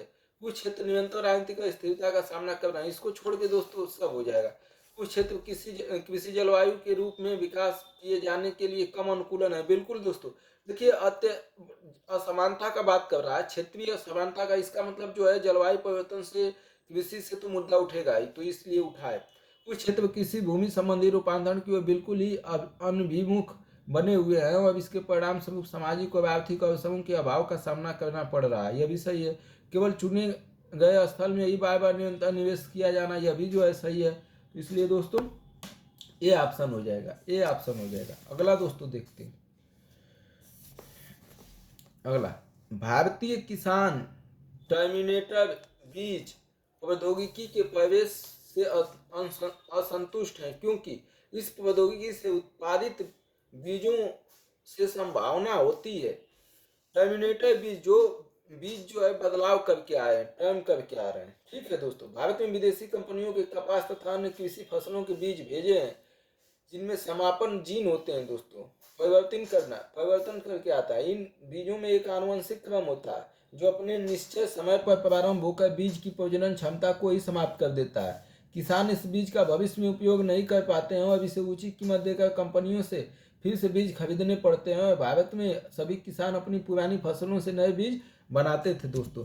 तो इन बीजों इससे असंतुष्ट क्यों है दोस्तों? खराब अंकुरण दिखने की, उच्च उत्पादकता के बावजूद अल्प उपज वाले पौधे बनने की, लैंगिक रूप से बाज पौधे के उगने की, अंकुरण क्षम बीज बनाने में असमर्थ पौधों के उगने की। बताइए दोस्तों डी का क्या हो जाएगा दोस्तों? लैंगिक रूप से बाज पौधों के उगने की, मतलब ये अब उगेंगे नहीं, बीज नहीं बनेगा दोस्तों। भारत में 4 गन्ने उत्पादक राज्यों को घटते हुए क्रम में बताइए दोस्तों। अभी अभी का दोस्तों देख लीजिएगा पैटर्न अलग हो सकता है। ये जो है 2000 में पूछा गया है, ये इस मतलब जो है आज से 21 वर्ष पहले जो है पूछा था। तो इसलिए दोस्तों अभी जो है पैटर्न बदल गया होगा, लेकिन उस समय दोस्तों पैटर्न ये था, उत्तर प्रदेश सबसे ज्यादा था, महाराष्ट्र, उसके बाद तमिलनाडु, आंध्र प्रदेश। अगला दोस्तों, निम्नलिखित कथनों पर विचार कीजिए। भारत में ज्वार के अंतर्गत सर्वाधिक एकड़ क्षेत्र महाराष्ट्र में है। बाजरा जिसको बोला जाता है दोस्तों, सर्वाधिक कहाँ बोया जाता है? महाराष्ट्र में। भारत में मूंगफली का सबसे बड़ा उत्पादक गुजरात है। तीसरा, भारत में कृषि व्यर्थ भूमि का विवेतम क्षेत्र राजस्थान में है। चौथा, भारत में मक्का की अधिकतम प्रति हेक्टेयर पैदावार आंध्र प्रदेश में है। बताइए दोस्तों आठवां का क्या हो जाएगा? आठवां का दोस्तों, इसमें दोस्तों जो है भारत में ज्वार के अंतर्गत सर्वाधिक एकड़ क्षेत्र महाराष्ट्र में, ये सही हो जाएगा दोस्तों। और तीसरा ऑप्शन सही हो जाएगा, भारत में कृषि व्यर्थ भूमि का विवेतम क्षेत्रफल राजस्थान में है दोस्तों। जिस वर्ष यह प्रश्न पूछा गया था, मूंगफली आंध्र प्रदेश में सर्वाधिक होती थी, किंतु अब मूंगफली दोस्तों गुजरात में सर्वाधिक होती है। कहाँ? अब गुजरात में सर्वाधिक होती है। ये एनसीईआरटी कक्षा 10 के भूगोल से संबंधित प्रश्न है दोस्तों। अगला देख लीजिए दोस्तों, 9वां, कृषि उत्पाद का वार्षिक कृषि उत्पादन नीचे दिए गए चित्र में वर्ष 1991 से 92, 1998 से 99 की अवधि के लिए दर्शाया गया है। निम्नलिखित में से कौन सा एक वह विचाराधीन उत्पाद है वर्ष और लाखों टनों में उत्पादन दिया है दोस्तों। तो दी गई तालिका में दोस्तों चावल का उत्पादन 1991-92 से लेकर 1998-99 तक दिया गया है दोस्तों। चावल का उत्पादन क्या करना है दोस्तों? गेहूं, चावल का उत्पादन दिया गया है दोस्तों। आइए ये सब छोड़िए, ये सब प्रश्न छोड़ने आता है। अगला देखिए दोस्तों, मूल्य के संदर्भ में वर्ष 1997-98 से 1999 और 2000 तक 3 वर्ष की अवधि के दौरान भारत द्वारा निम्नलिखित में से किस एक वस्तु का अधिकतम कृषि निर्यात किया गया है? अनाज, मसाले, समुद्री उत्पाद और चाय, किसका सबसे ज्यादा निर्यात किया गया है दोस्तों? तो चाय और मसालों का निर्यात सबसे अधिक किया गया है दोस्तों। समुद्री उत्पाद, भारत में सर्वाधिक निर्यात समुद्री उत्पाद का किया गया है, और चाय मसालों का निर्यात दूसरे और तीसरे स्थान पर रहा है। चाय दूसरे पर 1902 से 2000 के बीच का है दोस्तों। अभी का नहीं है, अभी का मान के याद मत करिएगा, हम बता दे रहे हैं। अगला दोस्तों क्वेश्चन क्या है? निम्नलिखित कथनों पर विचार कीजिए। खाद्यान्न के प्रापण के संबंध में भारत सरकार ने प्रापण लक्ष्य अपनाया है, न कि मुक्त प्रापण नीति का। भारत सरकार केवल अनाज के लिए न्यूनतम समर्थन कीमत की घोषणा करती है, अनाज के लिए केवल करती है। लक्षित सार्वजनिक वितरण प्रणाली टीपीडीएस के अंतर्गत वितरण से भारत सरकार द्वारा राज्यों, केंद्र शासित प्रदेशों को गेहूं तथा चावल समान केंद्रीय निगम कीमतों यूनिफॉर्म सेंट्रल इशू प्राइस पर दिए जाते हैं। बताइए दोस्तों क्या हो जाएगा 11वां का? देखिए दोस्तों, भारत सरकार की ओर से भारतीय कृषि मूल्य और लागत आयोग न्यूनतम समर्थन मूल्य की घोषणा की जाती है। कौन? कृषि मूल्य और लागत आयोग ये घोषणा करता है, जिसमें अनाजों के अतिरिक्त दलहन, तिलहन और कपास का भी समर्थन मूल्य निर्धारित किया जाता है दोस्तों। इसका ऑप्शन जो है दोस्तों क्या हो जाएगा? 1 और 3 हो जाएगा। एक तो हो गया 3, लक्षित सार्वजनिक वितरण प्रणाली टीपीडीएस के अंतर्गत वितरण में भारत सरकार द्वारा राज्यों, केंद्र शासित प्रदेशों गेहूं तथा चावल समान केंद्रीय निगम कीमतों पर दिए जाते हैं दोस्तों। दूसरा ऑप्शन गलत है दोस्तों। भारत सरकार केवल अनाज के लिए नहीं, तिलहन, दलहन, कपास के लिए भी करती है। 12वां दोस्तों, देश में तिलहन की मांग को पूरा करने के लिए भारत अभी भी आयात पर निर्भर करता है, क्योंकि किसान अन्य खाद्यान्नों के पैदा करने को अधिमान देते हैं, जिसका समर्थन कीमत सपोर्ट प्राइस अधिक लाभकारी है। तिलहन, ऑयल सीड की फसलों की पैदावार अधिकांशतः वर्षा पर निर्भर करती है। तीसरा, पेड़ों से उत्पन्न बीजों तथा चावल चोकर से तेल निकालने की प्रक्रिया को अभी प्रयोग में नहीं लाया गया। चौथा, तिलहन की फसल को पैदा करने की अपेक्षा तिलहन का आयात बहुत सस्ता पड़ता है। बताइए दोस्तों इसमें से कौन हो जाएगा? तेल हम जो है अभी भी क्यों निर्यात कर रहे हैं? क्यों अभी भी तेल हम दूसरे देश से क्यों ला रहे हैं, और इसका विकल्प क्या है? मतलब क्यों ला रहे हैं, इसमें तो यही पूछा है दोस्तों। देखिए दोस्तों, चौथा ऑप्शन गलत है। तिलहन की फसल की पैदा करने की क्षमता, तिलहन का आयात बहुत सस्ता पड़ता है। सस्ता आयात नहीं है दोस्तों, आयात तो महंगा ही है, लेकिन हमारे पास ये सब प्रॉब्लम है। किसान अन्य खाद्यान्नों को पैदा करने की डिमांड देते हैं क्योंकि एमएसपी समर्थन मूल्य मिलता है, सपोर्ट प्राइस लाभकारी है दोस्तों। पहला ऑप्शन सही। तिलहन की फसलों की पैदावार अधिकांशतः वर्षा पर निर्भर करती है, वर्षा होनी चाहिए इसलिए, तो दूसरा ऑप्शन भी सही है दोस्तों। पेड़ों से उत्पन्न बीजों तथा चावल चोकर तेल निकालने की प्रक्रिया को अभी प्रयोग में नहीं लाया गया है, इसलिए भी दोस्तों। अगला दोस्तों, कृषि लागत और कीमत आयोग 32 फसलों के लिए न्यूनतम समर्थन कीमतों की सिफारिश करता है। केंद्रीय उपभोक्ता मामलों, खाद्य एवं सार्वजनिक वितरण मंत्रालय ने राष्ट्रीय खाद्य सुरक्षा मिशन आरंभ किया है। बताइए दोस्तों क्या हो जाएगा दिवक का दोस्तों? इसमें दोस्तों केवल जो है बी ऑप्शन सही है। केंद्रीय उपभोक्ता मामलों, खाद्य एवं सार्वजनिक वितरण मंत्रालय ने राष्ट्रीय खाद्य सुरक्षा मिशन प्रारंभ किया है। दूसरा दोस्तों, ये जो है 32 फसलों पर नहीं दोस्तों, अभी 25 फसलों के अंतर्गत मूल्य समर्थन मूल्य, अभी 28 फसल हो गए हैं दोस्तों, तो इसलिए जो है 32 नहीं है दोस्तों। 14, चीनी के हर मौसम के लिए केंद्र सरकार गन्ने का सांविधिक न्यूनतम मूल्य निर्धारित करती है।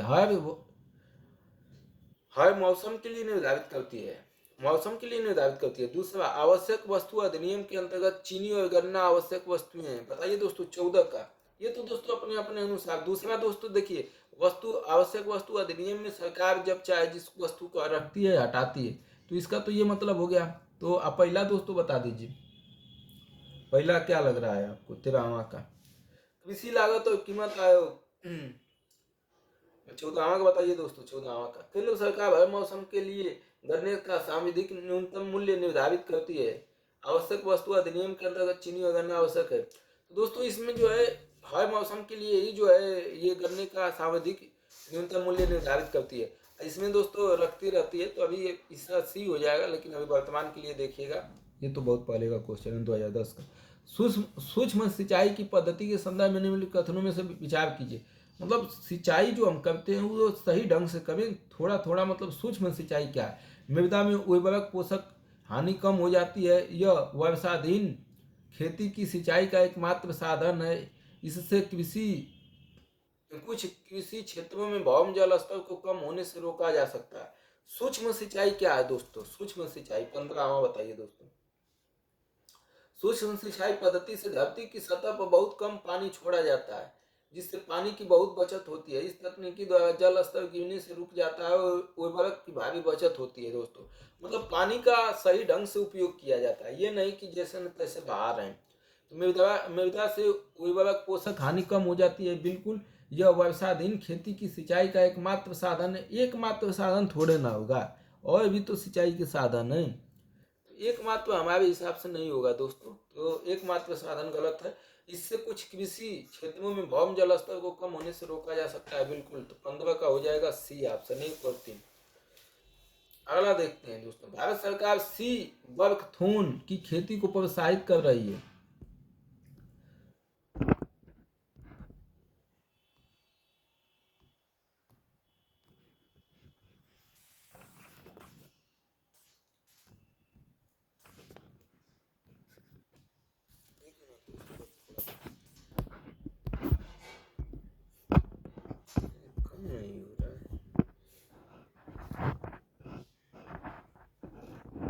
गर्म हो गई है मोबाइल दोस्तों, इसलिए ये पूरा जो है गायब हो गया।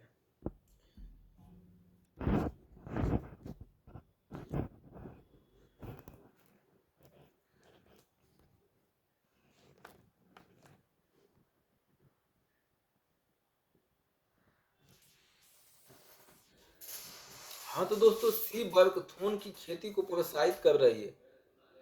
तो सी बर्कथून की खेती को प्रोत्साहित कर रही है भारत सरकार। तो क्या क्या महत्व है? यह मृदा संरक्षण के हाँ तो दोस्तों, भारत सरकार सी बर्कथून की खेती को प्रोत्साहित कर रही है। इस पादप का क्या महत्व है? यह मृदा संरक्षण के नियंत्रण में सहायक होता है, मरुस्थलीकरण को रोकता है। यह बायोडीजल का एक समृद्ध स्रोत है। इसमें पोषकीय मान होता है और यह उच्च तुंगता वाले ठंडे क्षेत्रों में जीवित रहने के लिए भी भली भांति संकलित होता है। इसकी इमारती लकड़ी का उच्च वाणिज्यिक मूल्य है। उपयुक्त में से कौन से कथन सत्य है, सही है दोस्तों, बताइए। 16 का दोस्तों, देखिए दोस्तों, यह मृदा संरक्षण के नियंत्रण में सहायक है और मरुस्थलीकरण को रोकता है, सही है दोस्तों। और तीसरा सही है, इसमें पोषकीय मान होता है और यह उच्च तुंगता वाले ठंडे क्षेत्रों में जीवित रहने के लिए भाली भांति अनुकूलित होता है दोस्तों। ये बायोडीजल का एक समृद्ध स्रोत है, ये गलत है दोस्तों। इसकी इमारती लकड़ी उच्च वाणिज्यिक मूल्य होती है, ये भी गलत है दोस्तों। यह मुख्यतः अर्ध शुष्क क्षेत्रों में विकसित होता है जहां अन्य पादप शुष्कता को सहन नहीं कर सकते। इस प्रकार ये मृदा संरक्षण और स्थलीकरण रोकने में सहायक है। इसमें भरपूर मात्रा में पोषक तत्व विटामिन सी, ई, फाइबर, खनिज, एमिनो एसिड, फिलोनिक और यौगिक इत्यादि पाए जाते हैं। यह बायोडीजल का समृद्ध स्रोत है।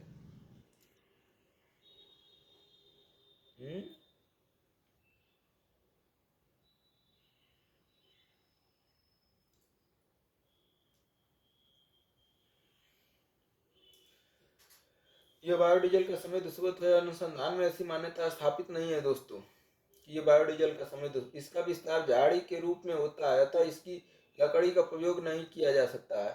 सी बर्क थान एक मिट्टी को बांधने वाला पौधा है जो मिट्टी के कटाव को रोकता है, नदियों में गाद को रोकता है, फूलों की जैव विविधता को संरक्षित करने में मदद करता है। लाहौल घाटी में जहाँ कीट के हमले के कारण विलो के पेड़ बड़ी संख्या में खत्म हो रहे हैं, पर कठोर झाड़ी स्थानीय पारिस्थितिकों की रक्षा करने के लिए अच्छा विकल्प है। शुष्क क्षेत्रों में अच्छी तरह से बढ़ता है और विशेष रूप से हिमालय के ग्लेशियरों से कम पानी के प्रवाह के आलोक में बहुत अधिक महत्वपूर्ण हो जाता है। अगला दोस्तों देखते हैं।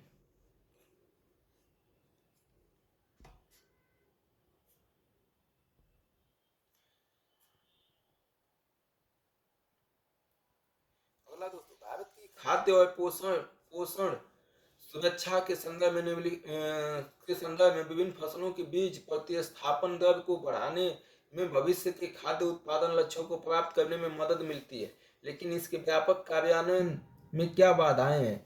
मतलब भारत के भोजन पोषक सुरक्षा के संदर्भ में विभिन्न फसलों के बीज प्रतिस्थापन एक जगह से दूसरे जगह को बढ़ाने में भविष्य के खाद्य उत्पादन लक्ष्यों को प्राप्त करने में मदद मिल सकती है। एक मतलब बीजों को एक दूसरे जगह ले जाने में मदद मिल सकती है, मतलब फैलाने से, लेकिन इसके व्यापक कार्यान्वयन में क्या बाधा है? कोई राष्ट्रीय बीज नीति नहीं है, सब्जियों की गुणवत्ता वाले बीजों की आपूर्ति और बागवानी फसलों की रोपण सामग्री की आपूर्ति में निजी क्षेत्र की बीज कंपनियों की भागीदारी नहीं है। तीसरा, कम मूल्य और उच्च मात्रा वाली फसलों के मामलों में गुणवत्ता वाली बीजों के बारे में मांग में आपूर्ति में अंतर है। ये दोस्तों 2014 में पूछा गया था। तीसरा ऑप्शन केवल सही है दोस्तों। कम मूल्य और उच्च मात्रा वाली फसलों के मामलों में गुणवत्ता वाले बीजों के बारे में मांग की आपूर्ति में अंतर है दोस्तों। कम मूल्य और उच्च मात्रा वाली फसलों के मामलों में मूल्य कम है और मात्रा जो है उसका अधिक है। तो गुणवत्ता वाले बीजों के बारे में मांग की आपूर्ति में अंतर है दोस्तों। तीसरा ऑप्शन सही है। देखिए दोस्तों, वर्ष 2002 में राष्ट्रीय बीज नीति का निर्धारण किया गया था, अतः कथन पहला जो है गलत हो जाएगा। कोई राष्ट्रीय बीज नीति है 2002 में की गई थी दोस्तों। निजी क्षेत्र की कंपनियां उच्च मूल्य के बीजों को उत्पादित करती हैं, परंतु इनकी मात्रा कम होती है। यह सब्जियों के हाइब्रिड बीजों की आपूर्ति करती है दोस्तों। दूसरा क्या दिया है? सब्जियों की गुणवत्ता वाले बीजों की आपूर्ति और बागवानी फसलों की रोपण सामग्री की आपूर्ति में निजी क्षेत्र की बीज कंपनियों की भागीदारी नहीं है, भागीदारी है दोस्तों। और तीसरा दोस्तों क्या कह रहा है? गेहूं तथा चावल जैसी निम्न मूल्य तथा उच्च मात्रा वाली फसलों के मामले में किसान स्वयं द्वारा संरक्षित बीज का उपयोग करते हैं। ऐसी स्थिति में मांग तथा आपूर्ति में अंतर आता है दोस्तों। तीसरा ऑप्शन केवल सही है। अगला दोस्तों 18, निम्नलिखित में से कौन से ड्रिप सिंचाई की कार्यान्वयन करने से लाभ होता है? मतलब सीधा जो है सिंचाई जो है बूंद बूंद करके उस पेड़ में ही डाला जाए। खरपतवार में कमी होती है, मिट्टी की लवणता में कमी आती है, मिट्टी के कटाव में कमी आती है। बताइए दोस्तों।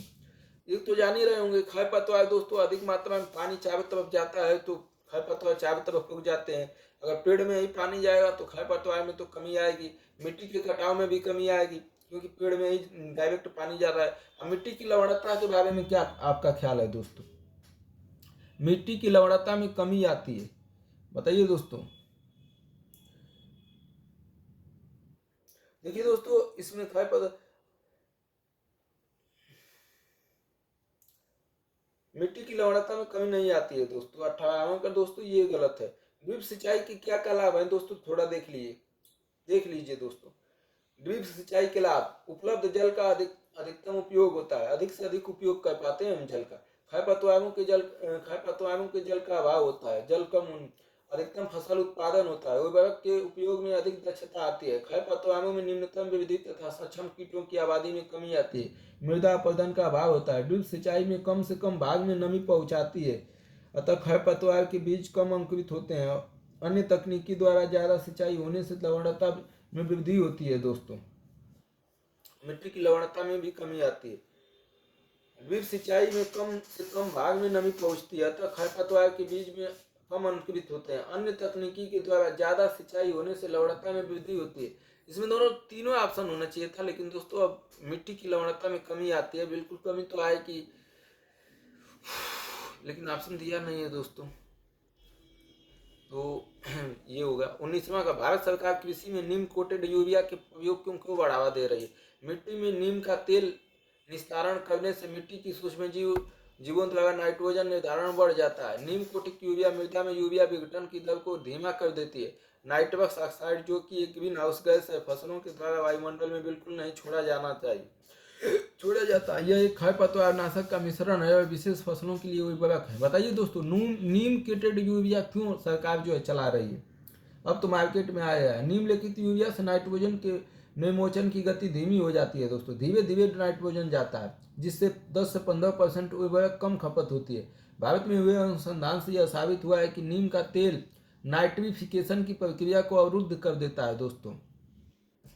तो ऑप्शन बी हो जाएगा। नीम कोटिंग यूरिया मृदा में यूरिया विघटन की दर को धीमा कर देता है। प्रधानमंत्री फसल बीमा योजना के संदर्भ में कथनों पर विचार कीजिए। इस योजना के अंतर्गत कृषकों को वर्ष के किसी भी मौसम में उनके द्वारा किसी भी फसल की खेती करने पर 2% की एक समान दर से बीमा किस्त का भुगतान करना पड़ेगा। यह योजना चक्रवात एवं गैर मौसमी वर्षा में होने वाले कटाई के उपरांत घाटे को बीमाकृत करती है।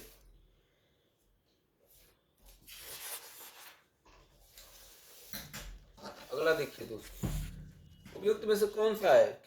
प्रधानमंत्री फसल बीमा योजना था ना, बताइए दोस्तों इसमें कौन सा सही है? 21वां का। देखिए दोस्तों, इसमें केवल दूसरा सही है, दूसरा। प्रधानमंत्री फसल बीमा योजना ओलावृष्टि, असामयिक वर्षा, भूस्खलन तथा जल प्लावन से फसलों को हुए नुकसान के लिए कटाई उपरांत नुकसान को भी बीमा में शामिल किया गया है। दूसरा ऑप्शन सही है, लेकिन नई योजनाओं के अनुसार पूरी खरीफ फसल के लिए कृषक को 2% का एक समान प्रीमियम देना होगा तथा 1.5% सभी रबी फसल के लिए, वार्षिक वाणिज्यिक तथा बागवानी फसलों के लिए 5% का प्रीमियम है दोस्तों। इसलिए पहला ऑप्शन गलत हो जाएगा दोस्तों। चाहे आपको लाभ मिले चाहे ना, प्रीमियम देना पड़ेगा। वो अभी जो है रबी फसलों के लिए 1.5% और बागवानी के लिए 5%। अब इसका कौन देगा दोस्तों? बहुत कम लोग इसीलिए कराते हैं। अगला दोस्तों, भारत में भारत में 1991 में आर्थिक नीतियों के उदारीकरण के बाद घटित हुआ था दोस्तों। 1991 के उदारीकरण के बाद कौन सी घटना हुई थी? जीडीपी में कृषि का अंश विवेतन रूप से बढ़ गया, विश्व व्यापार में भारत के निर्यात का अंश बढ़ गया, एफडीआई का अंतर प्रवाह इनफ्लो बढ़ गया और भारत का विदेशी विनियमन भंडार वृहद रूप से बढ़ गया। बताइए दोस्तों, 1991 आर्थिक नीति पूछता ही रहता है दोस्तों, बहुत पहले भी पूछा, बाद में भी पूछा, अभी पूछ रहा है। जीडीपी में कृषि का अंश वृहद रूप से बढ़ गया, बहुत बढ़ गया है। विश्व व्यापार में भारत के निर्यात का अंश बढ़ गया है भारत जो निर्यात कर रहा था वो बढ़ गया है। एफडीआई का अंतर प्रवाह इनफ्लो बढ़ गया है। भारत का विदेशी विनिमय भंडार वृहद रूप से बढ़ गया है। क्या हुआ दोस्तों, बताइए?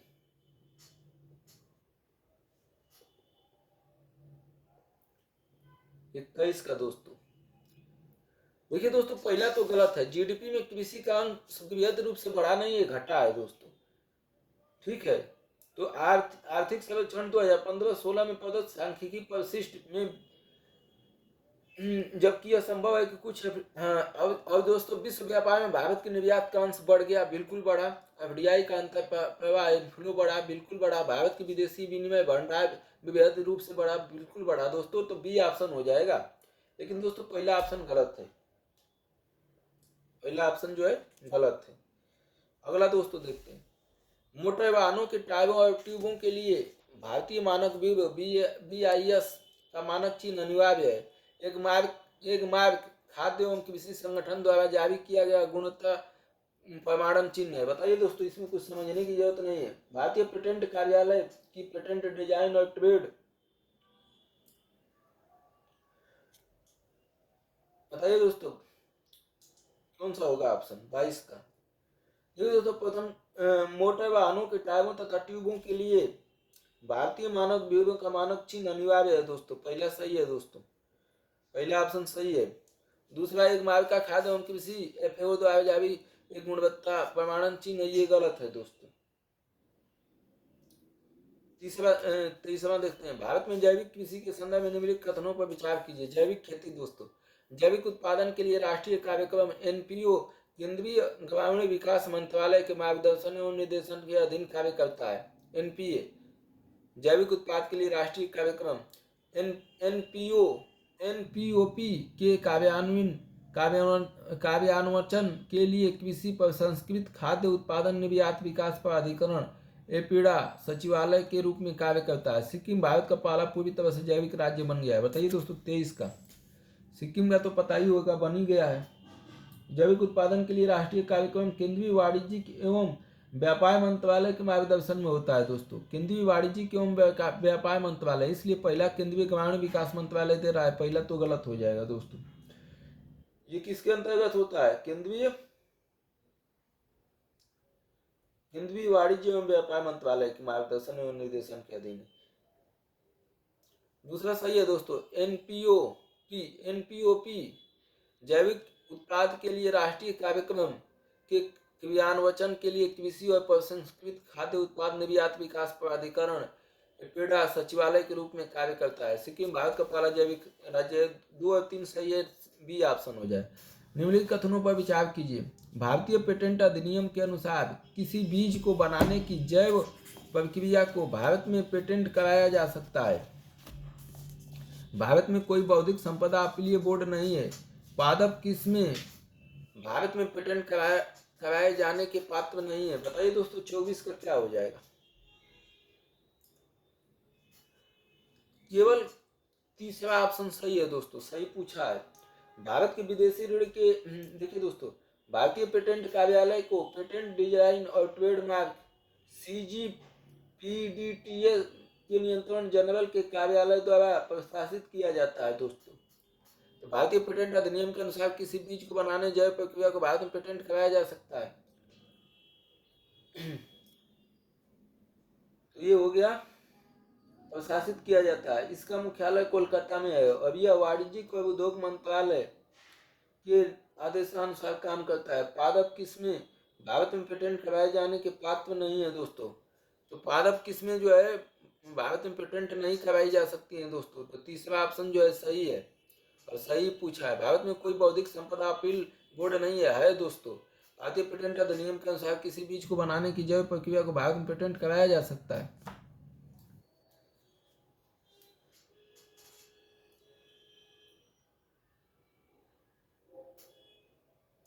कराया जा सकता है दोस्तों।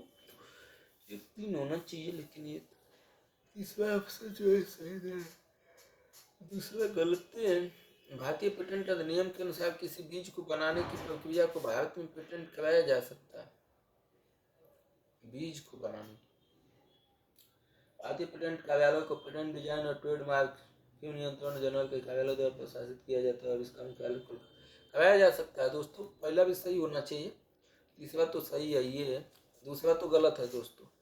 25वां, भारत का अधिकांश विदेशी ऋण सरकारी तत्वों के ऋणी होने के द्वारा है, सत्वों के ऋणी होने के द्वारा है। भारत का सारा विदेशी ऋण यूएस डॉलर के मूल्य वर्ग में। ये तो दोस्तों सबसे आसान है। सारा ऋण तो यूएस डॉलर में तो नहीं होगा दोस्तों, ये तो आप समझ सकते हैं। हम और भी रूस से भी ऋण लिए हैं, और देशों से ऋण लिए हैं, तो यूएस डॉलर में तो बस होगा नहीं।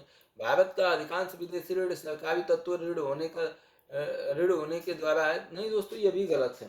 भारत के विदेशी ऋण के लिए देश की केंद्रीय सरकार तथा राज्य सरकारों के साथ साथ निगम, नागरिक, निजी, वाणिज्यिक बैंक भी जिम्मेदार होते हैं। भारत का विदेशी ऋण यूएस डॉलर के साथ साथ एसडीआर, जापानी येन, यूरो आदि वर्ग मूल्यों में। नई एनसीईआरटी कक्षा 11 से पूछा है दोस्तों। भारतीय खाद्य निगम के लिए खाद्यान्नों की आर्थिक लागत में न्यूनतम समर्थन मूल्य, किसानों को भुगतान किए गए बोनस यदि कुछ है तो के साथ में क्या शामिल है? केवल परिवहन लागत, केवल ब्याज लागत, प्रापण, प्रासंगिक प्रभाव तथा वितरण लागत, प्रापण, प्रासंगिक प्रसार तथा गोदान के प्रभाव। एमएसपी जो होता है दोस्तों, उसमें ये बोनस के रूप में क्या शामिल होता है? 26 का बताइए दोस्तों। भारतीय खाद्य निगम के लिए खाद्यान्नों की आर्थिक लागत में निम्न शामिल है दोस्तों: न्यूनतम समर्थन मूल्य, किसानों को भुगतान किए गए बोनस, परागण, आकस्मिकता, वितरण लागत।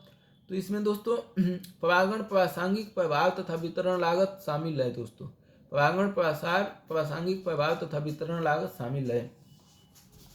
अगला दोस्तों, अब ज़्यादा नहीं रह गया दोस्तों, घबराने की जरूरत नहीं है, बस हो ही गया है। 34 प्रश्न है इसमें। भारत में रासायनिक उर्वरक के संदर्भ में निम्नलिखित कथनों पर विचार कीजिए। वर्तमान में रासायनिक उर्वरकों का खुदरा मूल्य बाजार संचालित है और यह सरकार द्वारा नियंत्रित नहीं है। अमोनिया जो यूरिया बनाने में काम आता है वह प्राकृतिक गैस से उत्पन्न होता है। सल्फर जो फास्फोरिक अम्ल उर्वरक के लिए कच्चा माल है वह तेल शोधन कारखानों का उपोत्पाद है। बताइए दोस्तों, इसमें से कौन सा सही होगा? 27 का। देखिए दोस्तों, सरकार रासायनिक उर्वरक खाद के क्रय मूल्य तथा प्रदाय का निर्धारण अपर मुख्य सचिव एवं कृषि उत्पादन आयुक्त की अध्यक्षता में नियुक्त एक समन्वय समिति द्वारा कराई जाती है। तो इसका मतलब पहला ऑप्शन क्या हो गया दोस्तों? गलत। वर्तमान में रासायनिक उर्वरक का खुदरा मूल्य बाजार संचालित है और यह सरकार द्वारा नियंत्रित है दोस्तों। दूसरा सही है दोस्तों। अमोनिया को यूरिया में बनाने में काम आता है अमोनिया, और वह प्राकृतिक गैस से उत्पन्न होता है। और तीसरा भी सही है। सल्फर जो फास्फोरिक अम्ल उर्वरक के लिए कच्चा माल है वह तेल शोधन कारखानों का उत्पाद है दोस्तों। तो ये सब सही है दोस्तों। अमोनिया एक तीक्ष्ण गंध वाली रंगहीन गैस होती है। यह हवा में हल्की होती है। बर्फ बनाने के कारखानों में शीतलीकारक के रूप में भी प्रयोग होता है दोस्तों अमोनिया।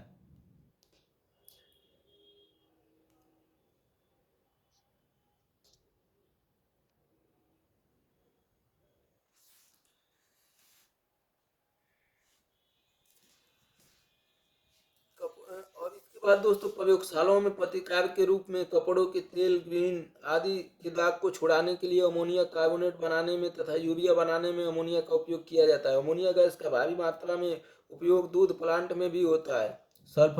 सल्फर को एक पेट्रोलियम उत्पाद के रूप में उत्पादित किया जाता है। पेट्रोलियम में सल्फर की मात्रा लगभग 2% होती है। 2019 में ब्राजील, भारत, संयुक्त राज्य अमेरिका और चीन, कनाडा मिश्रित खनिज या रासायनिक उर्वरक के शीर्ष आयातकों में से थे।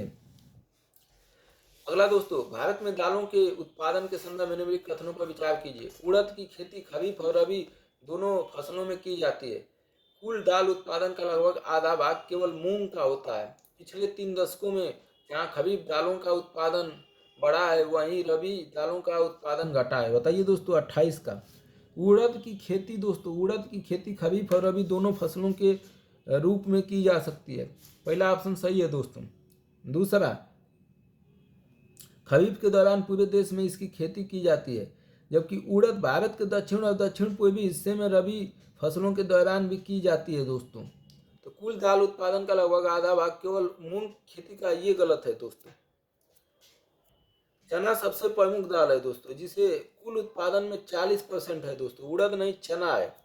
हिस्सेदारी। इसके बाद तुअर अरहर का दोस्तों 15 से 20%, उड़द मूंग का दोस्तों 8-10% ही आसपास है। तो दूसरा ऑप्शन गलत हो गया दोस्तों। पिछले 3 दशकों में जहाँ खरीफ दालों का उत्पादन बढ़ा है वहीं रबी दालों का उत्पादन घटा है, यह भी गलत है दोस्तों। तो केवल ये ऑप्शन सही है। भारत में निम्नलिखित में से किन्हें कृषि में सार्वजनिक निवेश माना जाता है? कृषि में सार्वजनिक निवेश किन्हें माना जाता है दोस्तों?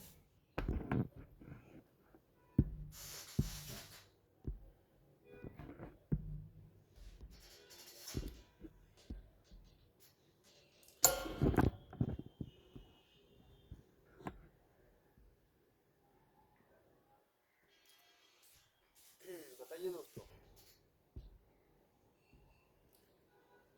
भारत में निम्नलिखित में से किन्हें कृषि में सार्वजनिक निवेश माना जाता है?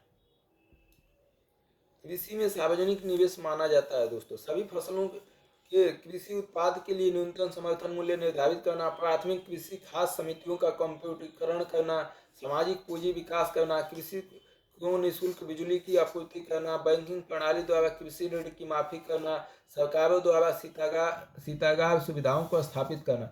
कृषि में निवेश किसे माना जाएगा दोस्तों, बताइए। ये है दोस्तों 29 का प्रश्न। देखिए दोस्तों, इसमें जो है सभी फसलों के लिए कृषि उत्पाद के लिए न्यूनतम समर्थन मूल्य निर्धारित करना, यह कृषि में निवेश नहीं है दोस्तों। ये तो दिया जाता है ना। निवेश का मतलब कृषि को बढ़ावा देने के लिए, मतलब कृषि का उत्पादन अधिक करने के लिए दोस्तों। तो ये गलत है दोस्तों। दूसरा, प्राथमिक कृषि साख समितियों का कंप्यूटरीकरण करना। बिल्कुल दोस्तों, अगर हमको जो है कंप्यूटरीकृत कर देंगे तो इससे जो है पता चलेगा मौसम के बारे में, बीज के बारे में, रोग के बारे में। तो दूसरा सही है। सामाजिक पूंजी का विकास करना दोस्तों, बिल्कुल सामाजिक पूंजी का भी विकास करना हमारे लिए जरूरी है। कृषकों को निःशुल्क बिजली आपूर्ति, यह जो है दोस्तों कृषि में निवेश नहीं है। बैंकिंग प्रणाली द्वारा कृषि ऋण की माफी, यह भी कृषि में निवेश नहीं है। सरकारों द्वारा शीतागार सुविधा की स्थापना करना, मतलब निवेश का मतलब हो गया दोस्तों ना कि कृषि का उससे लाभ हो, मतलब खेती का उपज बढ़े, या जो है तो अब देखिए शीतागार मतलब जो है कोल्ड स्टोर का निर्माण करेंगे तो वहाँ फसलों का जो है रखा जा सकता है। सामाजिक पूंजी का निर्माण करेंगे दोस्तों तो इससे जो है खेती जो है बेहतरीन होगी। कंप्यूटरीकृत करेंगे तो इससे महत्वपूर्ण होगी दोस्तों। लेकिन न्यूनतम समर्थन मूल्य से तो किसानों को खेती का कोई वो नहीं है कि प्रोफेशनल खेती के लिए जो है वो किया जा रहा है कि उसका वृद्धि होगी या जो है उसके लिए है। तो निवेश का मतलब खेती उपज बढ़ाने के लिए कुछ किया जाए। निम्नलिखित पर विचार कीजिए दोस्तों। सभी अनाजों, दालों एवं तिलहनों का न्यूनतम समर्थन मूल्य एमएसपी पर प्रापण खरीद भारत के किसी भी राज्य, केंद्र शासित प्रदेश, यूटी में असीमित होता है, असीमित नहीं होता है दोस्तों। अनाजों एवं दालों का एमएसपी किसी भी राज्य एवं केंद्र शासित प्रदेशों में उसे उस स्तर पर निर्धारित किया जाता है जिस स्तर पर बाजार मूल्य कभी नहीं पहुंच पाता।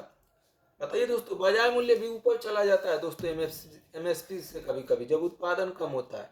ऐसी कोई बात नहीं है कि एकदम जो है नीचे ही रहता है। बताइए दोस्तों कौन सा होगा? तीसरा का बताइए दोस्तों, तीसरा का। देखिए दोस्तों, दोनों ऑप्शन गलत है। सभी अनाजों एवं दालों, तिलहन का न्यूनतम समर्थन मूल्य एमएसपी पर प्रापण खरीद भारत के किसी राज्य, केंद्र शासित प्रदेश, यूटी में असीमित किया, असीमित नहीं है दोस्तों। असीमित जो है खरीद नहीं किया जाता है दोस्तों, समझ रहे हैं ना। तो असीमित खरीद नहीं किया जाता है दोस्तों, जबकि असीमित बोला है। क्रमिक आर्थिक सर्वेक्षण में कहा गया है कि सरकार की खुली खरीद गेहूं चावल तक सीमित है और पीएम आशा सुधारों के बाद भी उन सभी अनाजों के लिए खरीद नहीं की जाती है जिसके लिए एमएसपी की घोषणा की जाती है, जैसे ज्वार, बाजरा, रागी आदि। आपूर्ति और मांग के बाजार के कारण एक परिदृश्य बन सकता है जहां अनाज दालों का बाजार मूल्य एमएसपी से अधिक हो सकता है। बाजार के खिलाड़ी कानूनी रूप से अपनी कीमतें एमएसपी से कम या अधिक रखने के लिए बाध्य नहीं है। प्रधानमंत्री अन्नदाता आय संरक्षण अभियान पीएम आशा किसानों को न्यूनतम समर्थन मूल्य एमएसपी सुनिश्चित करने के लिए एक व्यापक योजना है। इसमें कुछ संशोधनों के साथ पूर्ववर्ती मूल्य समर्थन योजना पीएसएस और मूल्य कमी भुगतान योजना पीडीपीएस की नई योजनाओं और निजी खरीद और स्टॉकिंग योजना पीपीएस के पायलट योजनाएं शामिल है। दोस्तों क्या होता है ना कि बोला है कि दूसरा ऑप्शन की एमएसपी किसी भी केंद्र शासित प्रदेश में एमएसपी से अधिक नहीं हो सकता है। प्राइवेट मूल्य, बाजार मूल्य हो सकता है दोस्तों, अगर जो है बहुत ज़्यादा उत्पादन कम हो जाए तो एमएसपी जितनी सरकार दे रही है उससे भी ज़्यादा हो सकता है, महंगाई बहुत ज़्यादा हो सकती है उसकी। तो दोनों ऑप्शन गलत है दोस्तों, डी। अगला दोस्तों, निम्नलिखित कथनों पर विचार कीजिए। 31 का, किसी क्षेत्र को अल्पकालिक खाद्य साख परिधान करने के संदर्भ में जिला केंद्रीय सहकारी बैंक, डीसीसीबीएस, अनुसूचित वाणिज्यिक बैंक एवं क्षेत्रीय ग्रामीण बैंक की तुलना में अधिक ऋण देते हैं। डीसीसीबी का एक सबसे प्रमुख कार्य प्राथमिक कृषि साख समितियों को निधि उपलब्ध कराना है। बताइए दोस्तों क्या हो जाएगा। देखिए दोस्तों, इसका ऑप्शन जो है केवल दूसरा सही है, डीसीसीबी। डीसीसीबी मतलब जो है जिला केंद्रीय सहायक बैंक का एक सबसे प्रमुख कार्य प्राथमिक कृषि साख समितियों को धन उपलब्ध कराना है दोस्तों, ये सही है, केवल बी ऑप्शन सही है दोस्तों। जिला सहकारी केंद्रीय बैंक दोस्तों मुख्य रूप से ग्रामीण और अर्ध शहरी क्षेत्रों में स्थापित शाखाओं के साथ कृषि क्षेत्र के लिए ग्रामीण इलाकों के लिए बैंकिंग प्रदान करने के लिए भारत के विभिन्न हिस्सों में जिला स्तर पर एक सहकारी बैंक है दोस्तों। पहला ऑप्शन गलत है दोस्तों। कृषि क्षेत्र में अल्पकालीन साख परिधान के संदर्भ में जिला केंद्रीय सहायक बैंक अनुसूचित वाणिज्यिक बैंक की एक क्षेत्रीय ग्रामीण बैंक की तुलना में अधिक ऋण देते हैं, ये गलत है दोस्तों। आरआरबी डीसीसीबी की तुलना में अधिक क्रेडिट प्रदान करते हैं दोस्तों। तो पहला गलत हो गया दोस्तों, केवल दूसरा सही हो गया। अगला देखते हैं दोस्तों, अब ज्यादा नहीं बचा है, बस दो ही है दोस्तों, दो ही है। निम्नलिखित में से कौन सा एक लघु कृषक बड़े खेत की संकल्पना का सर्वोत्तम वर्णन करता है दोस्तों। लघु कृषक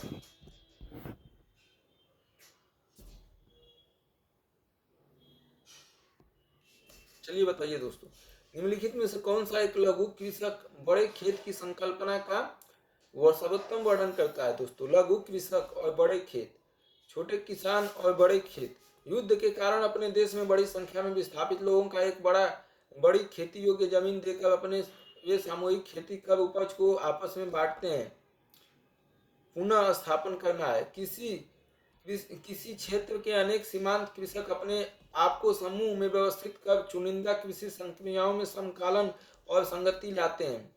सी, किसी क्षेत्र के अनेक सीमांत कृषक मिलकर किसी निगमित निकाय के साथ संविदा कर अपनी जमीन उस निगमित निकाय को किसी नियत अवधि के लिए दे देते हैं, जिसके लिए वह निगमित निकाय कृषकों को एक सहमत राशि का भुगतान करता है। डी, कोई कंपनी किसी क्षेत्र के कुछ संख्या में लघु कृषकों को ऋण, तकनीकी जानकारियां और सामग्री की निर्दिष्टता प्रदान करती है ताकि वे कंपनी की विनिर्माण प्रक्रिया और वाणिज्यिक उत्पादन के लिए उसकी जरूरत के कृषि पण्य का उत्पाद करें। बताइए दोस्तों,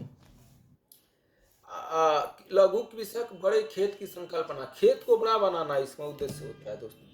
खेत जो है छोटे छोटे होते हैं ना, इससे जो है किसानों को बहुत नुकसान होता है, तो खेत को सम्मिलित करने की बात तो करेगा दोस्तों। तो इसका ऑप्शन ये गलत है दोस्तों, इसका बी ऑप्शन सही है दोस्तों। इसका बी ऑप्शन जो है, बी ऑप्शन सही है दोस्तों। छोटे किसान बड़े खेत की अवधारणा उस विचार को संदर्भित करती है जहां एक विशेष क्षेत्र में कई सीमांत किसान एक साथ आते हैं और खुद को समूह में व्यवस्थित करते हैं, और ये समूह सामूहिक रूप से चयनित कृषि कार्यों को सिंक्रनाइज और सामंजस्य बनाने के लिए काम करता है दोस्तों। कृषि क्षेत्र के अनेक सीमांत किसान, बहुत से किसान छोटे छोटे खेत वाले मिलते हैं, अपने आप को समूह में व्यवस्थित कर लेते हैं, मिल जाते हैं और कब चुनिंदा कृषि संक्रियाओं में समाकलन और संगति लाते हैं, मतलब खेत को मिला देते हैं, बड़ा खेत बन जाता है और चुनिंदा खेती करते हैं मिल के। तो यह ऑप्शन बी हो जाएगा दोस्तों, 2023 में पूछा है। अंतिम दोस्तों 2023 का, भारत सरकार काले तिल, नाइजर गुइजोटिया एबिसिनिका के बीजों के लिए न्यूनतम समर्थन कीमत उपलब्ध कराती है। काले तिल की खेती खरीफ की फसल के रूप में की जाती है। भारत की कुछ जनजातीय लोग काले तिल के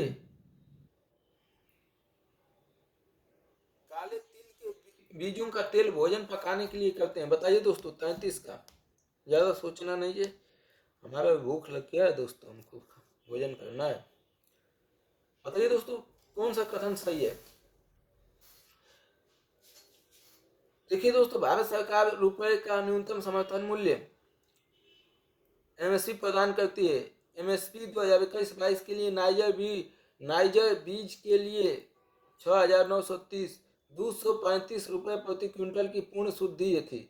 नाइजर एक गौण तिलहनी फसल है जिसकी खेती मुख्य रूप से बारानी क्षेत्रों में की जाती है। पहला दोस्तों सही है, भारत सरकार काले तिल, नाइजर, गुड़, जोटिया, एबिसिनिका के बीजों के लिए न्यूनतम समर्थन कीमत उपलब्ध कराती है। सही है दोस्तों। दूसरा भी सही है दोस्तों, नाइजर जिसे गुइजोटिका एबिसिनिका के रूप में भी जाना जाता है, भारत में मुख्य रूप से खरीफ फसल के रूप में खेती की जाती है। इसकी खरीफ का मौसम मानसून के मौसम को संदर्भित करता है, आमतौर पर जून से अक्टूबर तक, जिसके दौरान फसलें बोई जाती है और काटी जाती हैं दोस्तों। तो दूसरा भी सही है। तीसरा भी सही है दोस्तों, आदिवासी समुदाय नाइजर बीज के तेल को अपने खाना पकाने के तरीकों में शामिल करता है। तेल निकालने के बाद बचे हुए प्रवेश केक का पशुओं के चारे के रूप में प्रयोग करता है और यहाँ तक कि स्वयं बीजों को एक मसाले के रूप में भी उपयोग करता है। नाइजर के बीज के तेल में औषधीय गुण होता है जिससे सौंदर्य प्रसाधन इत्र संबंधित उद्योग जैसे वाणिज्यिक क्षेत्रों को इसकी उच्च मांग करता है दोस्तों। 34 एक और प्रश्न बचा है दोस्तों। चीन की तुलना में भारत के पास अधिक कृषि योग्य क्षेत्र है, मतलब खेती करने की जमीन हमारे पास अधिक है। चीन की तुलना में भारत में सिंचित क्षेत्रों का अनुपात अधिक है। मतलब हम जो है सिंचाई जो है हमारे पास सिंचाई का जो है चीन की तुलना में अधिक हम सिंचाई करते हैं। चीन की तुलना में भारत की कृषि में प्रति हेक्टेयर औसत उत्पादकता अधिक है। चीन का प्रति हेक्टेयर जितना उत्पादन होता है उससे ज़्यादा भारत में प्रति हेक्टेयर उत्पादन होता है। इसमें से कौन सा सही है दोस्तों, बताइए। 34 का बताइए दोस्तों। 34 का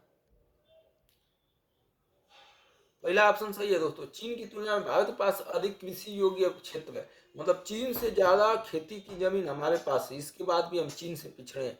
भारत के पास 179 मिलियन हेक्टेयर में किसी भी देश की सबसे बड़ी कृषि योग्य भूमि है। हमारे पास सबसे ज़्यादा खेती करने योग्य भूमि है या कृषि योग्य भूमि है, जबकि अमेरिका में 167 मिलियन और चीन में 165 मिलियन है। रूस चौथे स्थान पर आता है दोस्तों।